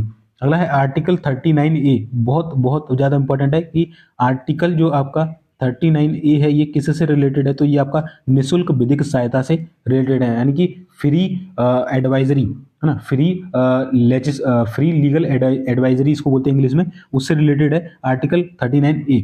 और इसमें क्या होता है, 42वें संविधान संशोधन 1976 के द्वारा इसे जोड़ा गया था। नालसा का गठन भी इसी के अंतर्गत आता है, ठीक है। चलिए बहुत इंपॉर्टेंट है दोस्तों, ध्यान रखना, 42वां संविधान संशोधन 1976 के द्वारा इसे आर्टिकल 39A में जोड़ा गया था। अगला है आर्टिकल नंबर 47, ये कहता है कि मादक पदार्थों के सेवन पर रोक होनी चाहिए, आर्टिकल नंबर 47। आर्टिकल नंबर 48 क्या कहता है, तो गाय के वध पर रोक होनी चाहिए, यानी कि बीफ खाने पर प्रतिबंध, यानी कि अगन्या अगन्या यानी कि गाय की हत्या करने को अगन्या हम बोलते हैं, ठीक है, उसके वध पर रोक होना चाहिए, आर्टिकल नंबर 48। आर्टिकल नंबर 50 क्या बोलता है, कार्यपालिका और जो न्यायपालिका की शक्तियों का पृथक्करण, यानी जो कार्यपालिका है और जो न्यायपालिका है दोनों की शक्तियों का बंटवारा आर्टिकल नंबर 50 के अंतर्गत आपको मिलता है। आर्टिकल 51 भी काफी इंपॉर्टेंट है, भारत की विदेश नीति का संबंध और अंतरराष्ट्रीय शांति की जो बात कही गई है वो आपको आर्टिकल 15 में मिलती है, 51 में, ठीक है। अगला है गोवा मुक्ति दिवस कब मनाया जाता है, काफी इंपॉर्टेंट प्रश्न है दोस्तों। तो गोवा जो मुक्ति दिवस है ये 19 दिसंबर 1961 को आजाद हुआ था और इसे 30 मई को मनाया जाता है। 1987 में इसको स्थापना की गई थी, गोवा की पूर्ण राज्य का दर्जा इसे 1987 में दिया गया था। गोवा मुक्ति दिवस 19 दिसंबर 1961 को मनाया जाता है, ठीक है। चलिए अगला है 1963 में 12वें संविधान संशोधन के द्वारा आधिकारिक रूप से भारत में से शामिल कर लिया गया था 1987 में। अगला है दोस्तों नेक्स्ट हम देख लेते हैं। अब ये जो आपके खेल होते हैं उनसे रिलेटेड जो कप्स वगैरह होते हैं उसके बारे में क्वेश्चन है कि Thomas cup and Uber cup जो है ये किससे रिलेटेड है, तो ये आपका बैडमिंटन से संबंधित है। कौन सा, थॉमस कप और ओबेर कप। और अभी हाल ही में थॉमस कप जो है ये आपका जो भारत है, इंडिया ने जीता है इंडोनेशिया को हराकर। ये बहुत सालों बाद जीता है तो इसको देख लेना, ठीक है, वो पूछा ही जाएगा आपका।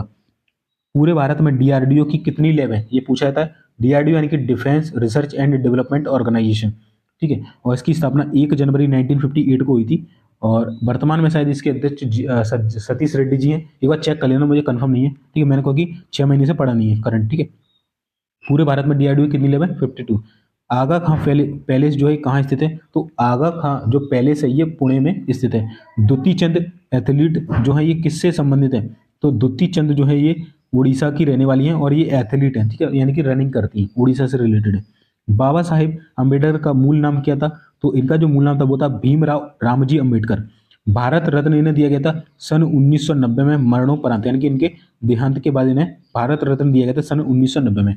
इनका जन्म जो है 14 अप्रैल 1891 को मध्य प्रदेश के महू में होता है, जिसे भीमराव अम्बेडकर नगर के नाम से भी जाना जाता है। तो आपसे ये पूछा जाता है कि बताइए भीमराव अम्बेडकर जयंती कब मनाती है, तो 14 अप्रैल को मनाई जाती है।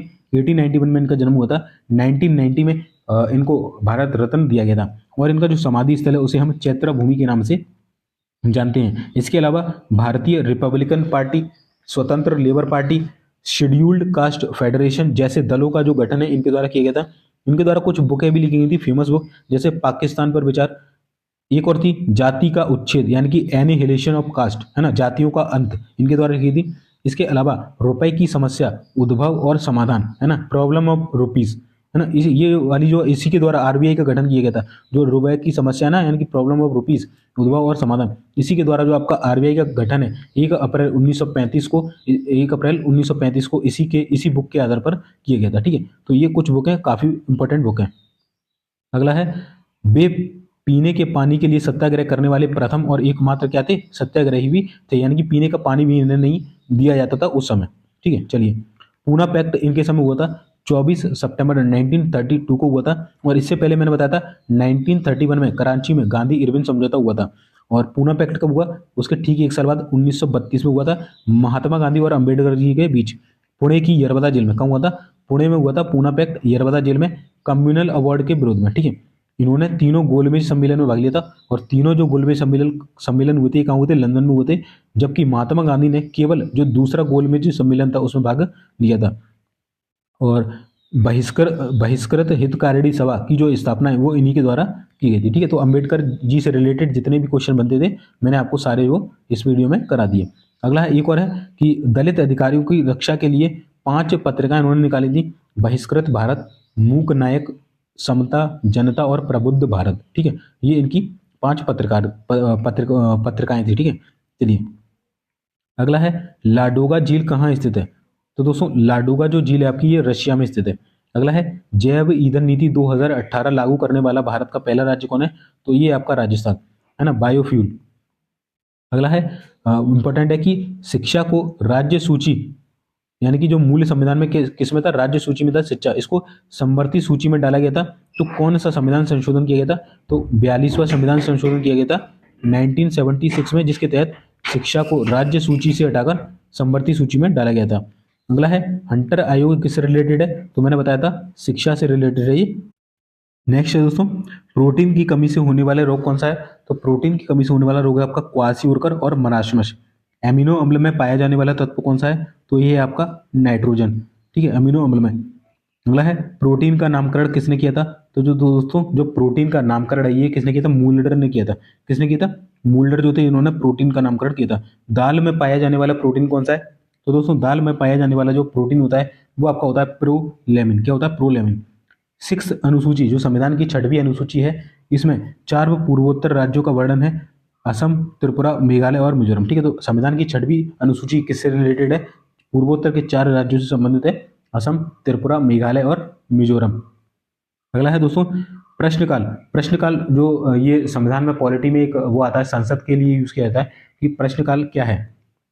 ठीक है, तो संसद या विधानमंडल की कार्यवाही का जो पहला घंटा होता है वो प्रश्नकाल कहलाता है। 2 टाइप के होते हैं, तारांकिक प्रश्न और अतारांकिक प्रश्न। ठीक है, ये ज्यादा इंपॉर्टेंट बन जाएगी, बस ये देखिए प्रश्नकाल क्या होता है। तो संसद या विधानमंडल की कार्यवाही का पहला जो घंटा होता है वो प्रश्नकाल होता है। ठीक है, और शून्यकाल आपसे पूछा था, शून्यकाल क्या होता है, तो ठीक 12 बजे का जो समय होता है वो शून्यकाल आपका कहलाता है, दोपहर ठीक 12 बजे का समय। चलिए नेक्स्ट देख लेते हैं दोस्तों। अगला है, ऑस्ट्रेलिया 1944 एवं न्यूजीलैंड 1942 की खोज ये की थी ओवेल तस्मान के द्वारा। ब्रिक्स देशों की जनसंख्या दुनिया की आबादी का लगभग कितने प्रतिशत है। ब्रिक्स कंट्री के बारे में आपसे पूछा था, इसकी स्थापना कब हुई थी, सन 2006 में इसकी स्थापना हुई थी, है ना। और ब्रिक्स का होता है ब्राजील, रशिया, इंडिया, चाइना और साउथ अफ्रीका। और साउथ अफ्रीका इसमें आई थिंक 2010 में इसमें ऐड हुआ था। ठीक है, ध्यान रख लेना। और सन 2022 में इसकी स्थापना की थी आपका चाइना ने। ये आप स्थापना वाला देख लेना, मुझे एग्जैक्ट याद नहीं, मैंने कोई डाटा बहुत दिन से पढ़ा नहीं है। चलिए, तो बस ये देखना कि ब्रिक्स की जो जनसंख्या है दुनिया की आबादी का लगभग 40% है, यानी कि 40% दुनिया की आबादी इन 5 कंट्रीज में जो है रहती है। भारत की प्रमुख पार्टियां और उनकी स्थापना दिवस यहाँ पर लिखे गए, जैसे कि बीजेपी की स्थापना कब हुई, 6 अप्रैल 1980 को, है ना। और कांग्रेस की 28 दिसंबर 1885 को। बस ये दो पूछी जाती है, बाकी नहीं पूछी जाती। आम आदमी आपसे पूछ सकता है कब हुई थी, तो 2 अक्टूबर 2012 को। और नई जो सबसे नवीनतम पार्टी वो है नेशनल पीपुल्स पार्टी, जो कि सन 2013 में गठित हुई थी। ठीक है, ये आपकी मेघालय मिजोरम की पार्टी। ठीक है, चलिए अगला है दोस्तों, भारतीय रिजर्व बैंक यानी कि आरबीआई के गवर्नर की नियुक्ति कौन करता है, तो प्राइम मिनिस्टर करता है। पहली बार ओलंपिक का आयोजन हुआ था, तो ये कहाँ हुआ था, एथेंस यूनान में हुआ था 1896 में, 1896 में। ठीक है, चलिए अगला है, व्यक्तिगत स्पर्धा में भारत की ओर से सबसे पहले गोल्ड किसने जीता था, तो ये जीता था अभिनव बिंद्रा ने निशानेबाजी में, सन 2008 के बीजिंग ओलंपिक में जीता था। अगला है, ओलंपिक में महिलाएं शामिल हुई थी, तो महिलाओं को सन 1900 से शामिल करा गया था। 1896 में ये स्टार्ट होते हैं, ठीक 4 साल बाद महिलाएं भी उसमें पार्टिसिपेट कर सकती थी। ठीक है, चलिए नेक्स्ट हम देख लेते हैं दोस्तों, एक ही ओलंपिक में सर्वाधिक गोल्ड मेडल जीतने वाले खिलाड़ी कौन है, तो वो है आपके माइकल फेल्प्स। कौन है, माइकल फेल्प्स। अमेरिका के ये तैराक हैं और इन्हें गोल्डन शार्क के नाम से जाना जाता है। इन्होंने शायद एक ही ओलंपिक में 7 या 6 गोल्ड मेडल जीते थे। ठीक है, अमेरिका के तैराक आपसे पूछा था माइकल फेल्प्स कौन है, तो ये तैराक है कहाँ के, अमेरिका के, और गोल्डन शार्क के नाम से इन्हें जाना जाता है। ओलंपिक में शुभंकर की शुरुआत हुई थी तो ये हुई थी 1968 के मैक्सिको सिटी में, जब इसका स्टार्ट हुआ था तो वहां से शुभंकर की शुरुआत हुई थी। टोक्यो ओलंपिक 2021 का शुभंकर किया था तो वो था मिराई तोवा एंड सोमैटी। यूएनओ के पहले महासचिव कौन थे, यानी कि यूनाइटेड नेशन ऑर्गेनाइजेशन के पहले महासचिव कौन थे, तो ये थे त्रिगवेली, जो कि नॉर्वे के रहने वाले थे। ठीक है, चलिए भारत यूएनओ का सदस्य कब बना, तो सन 1945 में, जिस समय इसकी स्टैब्लिशमेंट हुई थी। यूएसए की सबसे लंबी नदी कौन सी है, तो ये है आपकी मिसौरी नदी। कौन सी है, मिसौरी नदी जो है आपकी यूएसए की सबसे लंबी नदी है। अगला है जनसंख्या के मामले में अमेरिका का स्थान क्या है, तो जनसंख्या के मामले में दोस्तों अमेरिका का जो स्थान है वो तीसरा है। सबसे टॉप पर है चाइना, सेकंड पर है आपका इंडिया और थर्ड पर है अमेरिका। बैंक नोट जारी करने वाला पहला देश कौन है, तो ये आपका स्वीडन, जिसने बैंक नोट जारी किया था। अगला है रोबोट सोफिया को नागरिकता देने वाला प्रथम देश कौन सा है, सऊदी अरब। तो जो सोफिया है ये एक प्रकार का रोबोट है, बिल्कुल आपको ऐसा लगेगा कोई लड़की है सामने है, तो इसको नागरिकता दे दी गई है सऊदी अरब के द्वारा। अम्लीय वर्षा अम्ल होती है, अम्ल होते हैं, ठीक है, अम्लीय वर्षा अम्ल होते हैं। तो अम्लीय वर्षा में जो इसका कॉम्बिनेशन होता है वो क्या होता है, तो इसमें दो अम्ल होते हैं, सल्फ्यूरिक अम्ल और प्लस नाइट्रिक अम्ल। सल्फ्यूरिक अम्ल यानी कि H2SO4 प्लस नाइट्रिक अम्ल यानी कि HNO3। और जो अम्लीय वर्षा होती है ये इससे इमारतों का कुष्ठ रोग होता है। क्या होता है, इमारतों का कुष्ठ रोग। और अम्लीय वर्षा का जो पीएच मान होता है वो पूछा जाता है आपसे, जो होता है 5 से 5.5 के बीच होता है। ठीक है, ध्यान रखना। अगला है दोस्तों, खाद्य श्रृंखला में ऊर्जा का 10% प्रवाह का नियम किसने दिया था, तो ये दिया था लिंडेमान ने। और ये प्रवाह जो होता है वो एक दिशा होता है, नहीं किसी एक डायरेक्शन में ये प्रवाह हो रहा होता है। ठीक है, चलिए 10% का नियम किसने दिया था ऊर्जा का, ये दिया था लिंडेमान ने। ऋग्वेद में तांबे को क्या कहा गया था, तो ऋग्वेद में जो तांबा है उसको आयस कहा गया था। क्या आयस। गेहूं की सबसे बड़ी मंडी कहाँ है, तो ये विनिपेग कनाडा में स्थित है गेहूं की सबसे बड़ी मंडी। ठीक है, तो दोस्तों इसके बाद बहुत सारे ढेर सारे प्रश्न हैं। देखिए इतने सारे प्रश्न हैं, मतलब अभी बहुत है, कम से कम अभी मुझे 3 घंटे और वीडियो बनाना पड़ेगी। बट दोस्तों अभी देखिए 4 बजने वाले हैं, ऊपर आपको दिख रहा होगा 3-4 हो चुके हैं। और मैं अगर अभी वीडियो बनाने बैठा ना तो आप मान के चलिए कि बहुत लंबा समय मुझे लग जाएगा दोस्तों, सही बता रहा हूँ मैं। क्योंकि एक्चुअली में क्या है, अभी बज रहे हैं लगभग 4 बज रहे हैं, मान के चलिए। अभी मेरी फेयरवेल पार्टी भी है यहाँ पे, क्योंकि आज मेरा यहाँ से मैं रिज़ाइन कर दूंगा और मैं अपने घर वापस जा रहा हूँ। ठीक है, और तो फेयरवेल पार्टी तो उसका ये प्रोग्राम वगैरह चल रहा है। और फिर मेरी शाम को 8 बजे मैं यहाँ से निकल जाऊँगा धीमा जी से, अपने जो ऑफिस है धीमा जी नवोदय JNV से, अपने कैंपस से निकल जाऊँगा यहाँ से, है ना। मैंने रेजिग्नेशन दे दिया है, तो वहाँ से मेरी ट्रेन है। और अब मुझे थोड़ी पैकिंग वगैरह भी करना है दोस्तों, तो मैं ये वीडियो नहीं बना सकता, है ना। एक वीडियो बाकी और डाल दूंगा अभी, जो कि आपके मोटिवेशन के लिए डाल दूंगा कि किस तरीके से आप एग्जाम में जाएं और वहाँ पर नर्वस वगैरह नहीं होना। ठीक है, तो वो देख लेना। तो मैं ऐसा करता हूँ दोस्तों, ठीक है, ये देखिए मैंने आपको कहाँ तक करा दिया है, एक सेकंड, ये गेहूं की विनिपेग मंडी कहाँ पर है ये मैंने करा दिया है। अब मैं ऐसा करता हूँ, आपको मैं इन सबके स्क्रीनशॉट लेने के लिए बोल देता हूँ, आप स्क्रीनशॉट ले लिए और अपने से इनको स्टडी कर लेना। ठीक है, मैं ये इतना ही कर सकता हूँ। तो ये लीजिए, आप इनके स्क्रीनशॉट ले लिए है ना सबके, और आप इनको अच्छे से पढ़ लीजिएगा। ठीक है, आप इनके स्क्रीनशॉट ले लीजिए, मैं 1 बाय 1 कर देता हूँ, आप थोड़ा स्क्रीनशॉट लेके इनको आराम से आप पढ़ लेना। और सबके मैं स्क्रीनशॉट बनाया, कोई बहुत क्वेश्चन है दोस्तों, मैं अगर इनको बनाने लग गया ना तो बहुत ज़्यादा मुझे जो है समय लग जाएगा इसमें, इसलिए मैं आपको स्क्रीनशॉट के माध्यम से ही दे देता हूँ, है ना, और आप इनको ले लीजिएगा। ठीक है, और इसके अलावा कोई भी आपका डाउट हो, और 1 तारीख को मैं एग्ज़ाम का एनालिसिस दूंगा, तो उसमें आपको क्या करना है दोस्तों, जब मैं 1 तारीख को आपका एग्ज़ाम का एनालिसिस दे रहा हूँ तो उसमें आपको वीडियो को देखना है, क्योंकि जो उसमें क्वेश्चन पूछे जाएंगे, अगर आपका भी 1 तारीख को एग्ज़ाम है तो मुझे मेरा आपको यूट्यूब पर जाएंगे, वहाँ पर अबाउट सेक्शन में जाएंगे तो वहाँ पर ईमेल आईडी मिल जाएगा, साथ ही साथ आपको इंस्टाग्राम की आईडी भी मेरी मिल जाएगी। ठीक है, आप इनके सबके स्क्रीनशॉट लेते चलिएगा। इंस्टाग्राम की आईडी मिलेगी, वहाँ पर आप अपना नाम और आपके डेट, शिफ्ट और कॉन्टैक्ट नंबर सेंड कर दीजिए, है ना। तो जिस समय आपका एग्जाम होगा, जैसे ही आप एग्जाम से निकलोगे मैं आपको कॉल कर लूँगा और आपसे रिव्यू ले लूँगा, आपका फोटो वगैरह भी यहाँ पर लगा के दिखाया जाएगा कि आपने हमें क्वेश्चन दिए थे, जिससे अगर स्टूडेंट की हेल्प हो पाएगी। साथ ही साथ दोस्तों अगर आपका एग्जाम आगे आने वाले दिनों में, तो फर्स्ट शिफ्ट को जिसका एग्जाम होगा, तो उससे रिलेटेड जैसे मान के चलिए कुछ एग्जाम में नया पूछा जा रहा है, या जो क्वेश्चन है वो, क्योंकि एक बार जब पेपर सेट हो जाता है तो उसी टाइप का पेपर आपको बार बार देखने को जो है वो मिलता है। तो मैं आपको उसमें बता दूंगा, और हो सकेगा तब तक मैं घर पहुंच जाऊंगा। तो आपको उसके लिए प्रोवाइड, जैसे किसी एक टॉपिक से रिवर्स से क्वेश्चन पूछ रहा है या संविधान से ज़्यादा क्वेश्चन पूछ रहा है, तो उसकी एक मैराथन लगा दूंगा घर पर जाकर। घर पर मेरे सारे नोट्स अवेलेबल हैं। ये मैंने अपने भाई से मंगाए, देखिए आपको दिख रहा होगा रोहित होम ऊपर लिखा हुआ है, ठीक है, मैंने अपने घर से मंगाए भाई से, है ना। तो थोड़ी दिक्कत है यहाँ पर, है ना। मैं अभी घर पे पहुंच जाऊंगा 2 तारीख को, तो मैं आपको वहाँ से पूरे नोट्स वगैरह जो भी हो सकेगा मेरे एंड से मैं आपको पूरा प्रोवाइड करने की कोशिश करूंगा। तो अब देखिए कहाँ तक चले गए थे अपन। आप ले लीजिए स्क्रीनशॉट धीरे धीरे, ठीक है। आप सबके जो है स्क्रीनशॉट लेते आइए,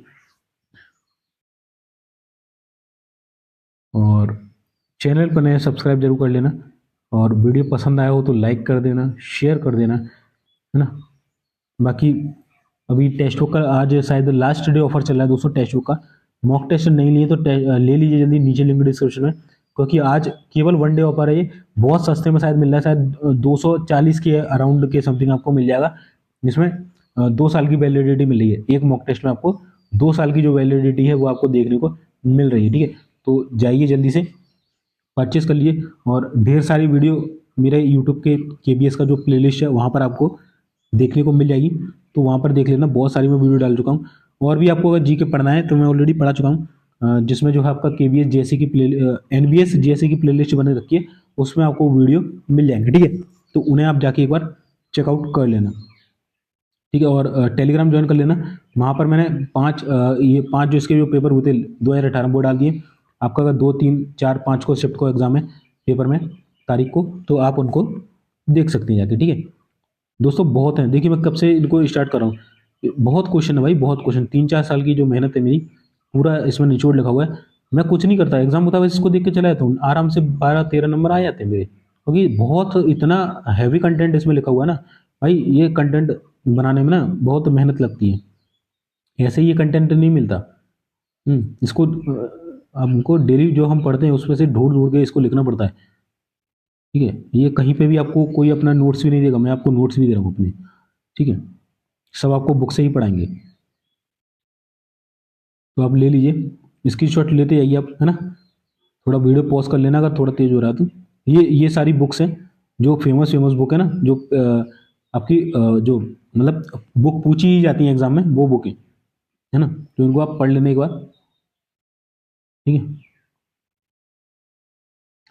अब इसके बाद ये मिलिट्री एक्सरसाइज है, किस देश के बीच कौन सी मिलिट्री एक्सरसाइज होती है, तो उसका फोटो ले लीजिए। काफ़ी पूछी जाती है कि कौन सी एक्सरसाइज किन 2 देशों के बीच होती है, ठीक है। और ये यहाँ पर हमारा जो है ये कंप्लीट हो जाता है। तो आई होप आपने सारे फोटो ले लिए होंगे।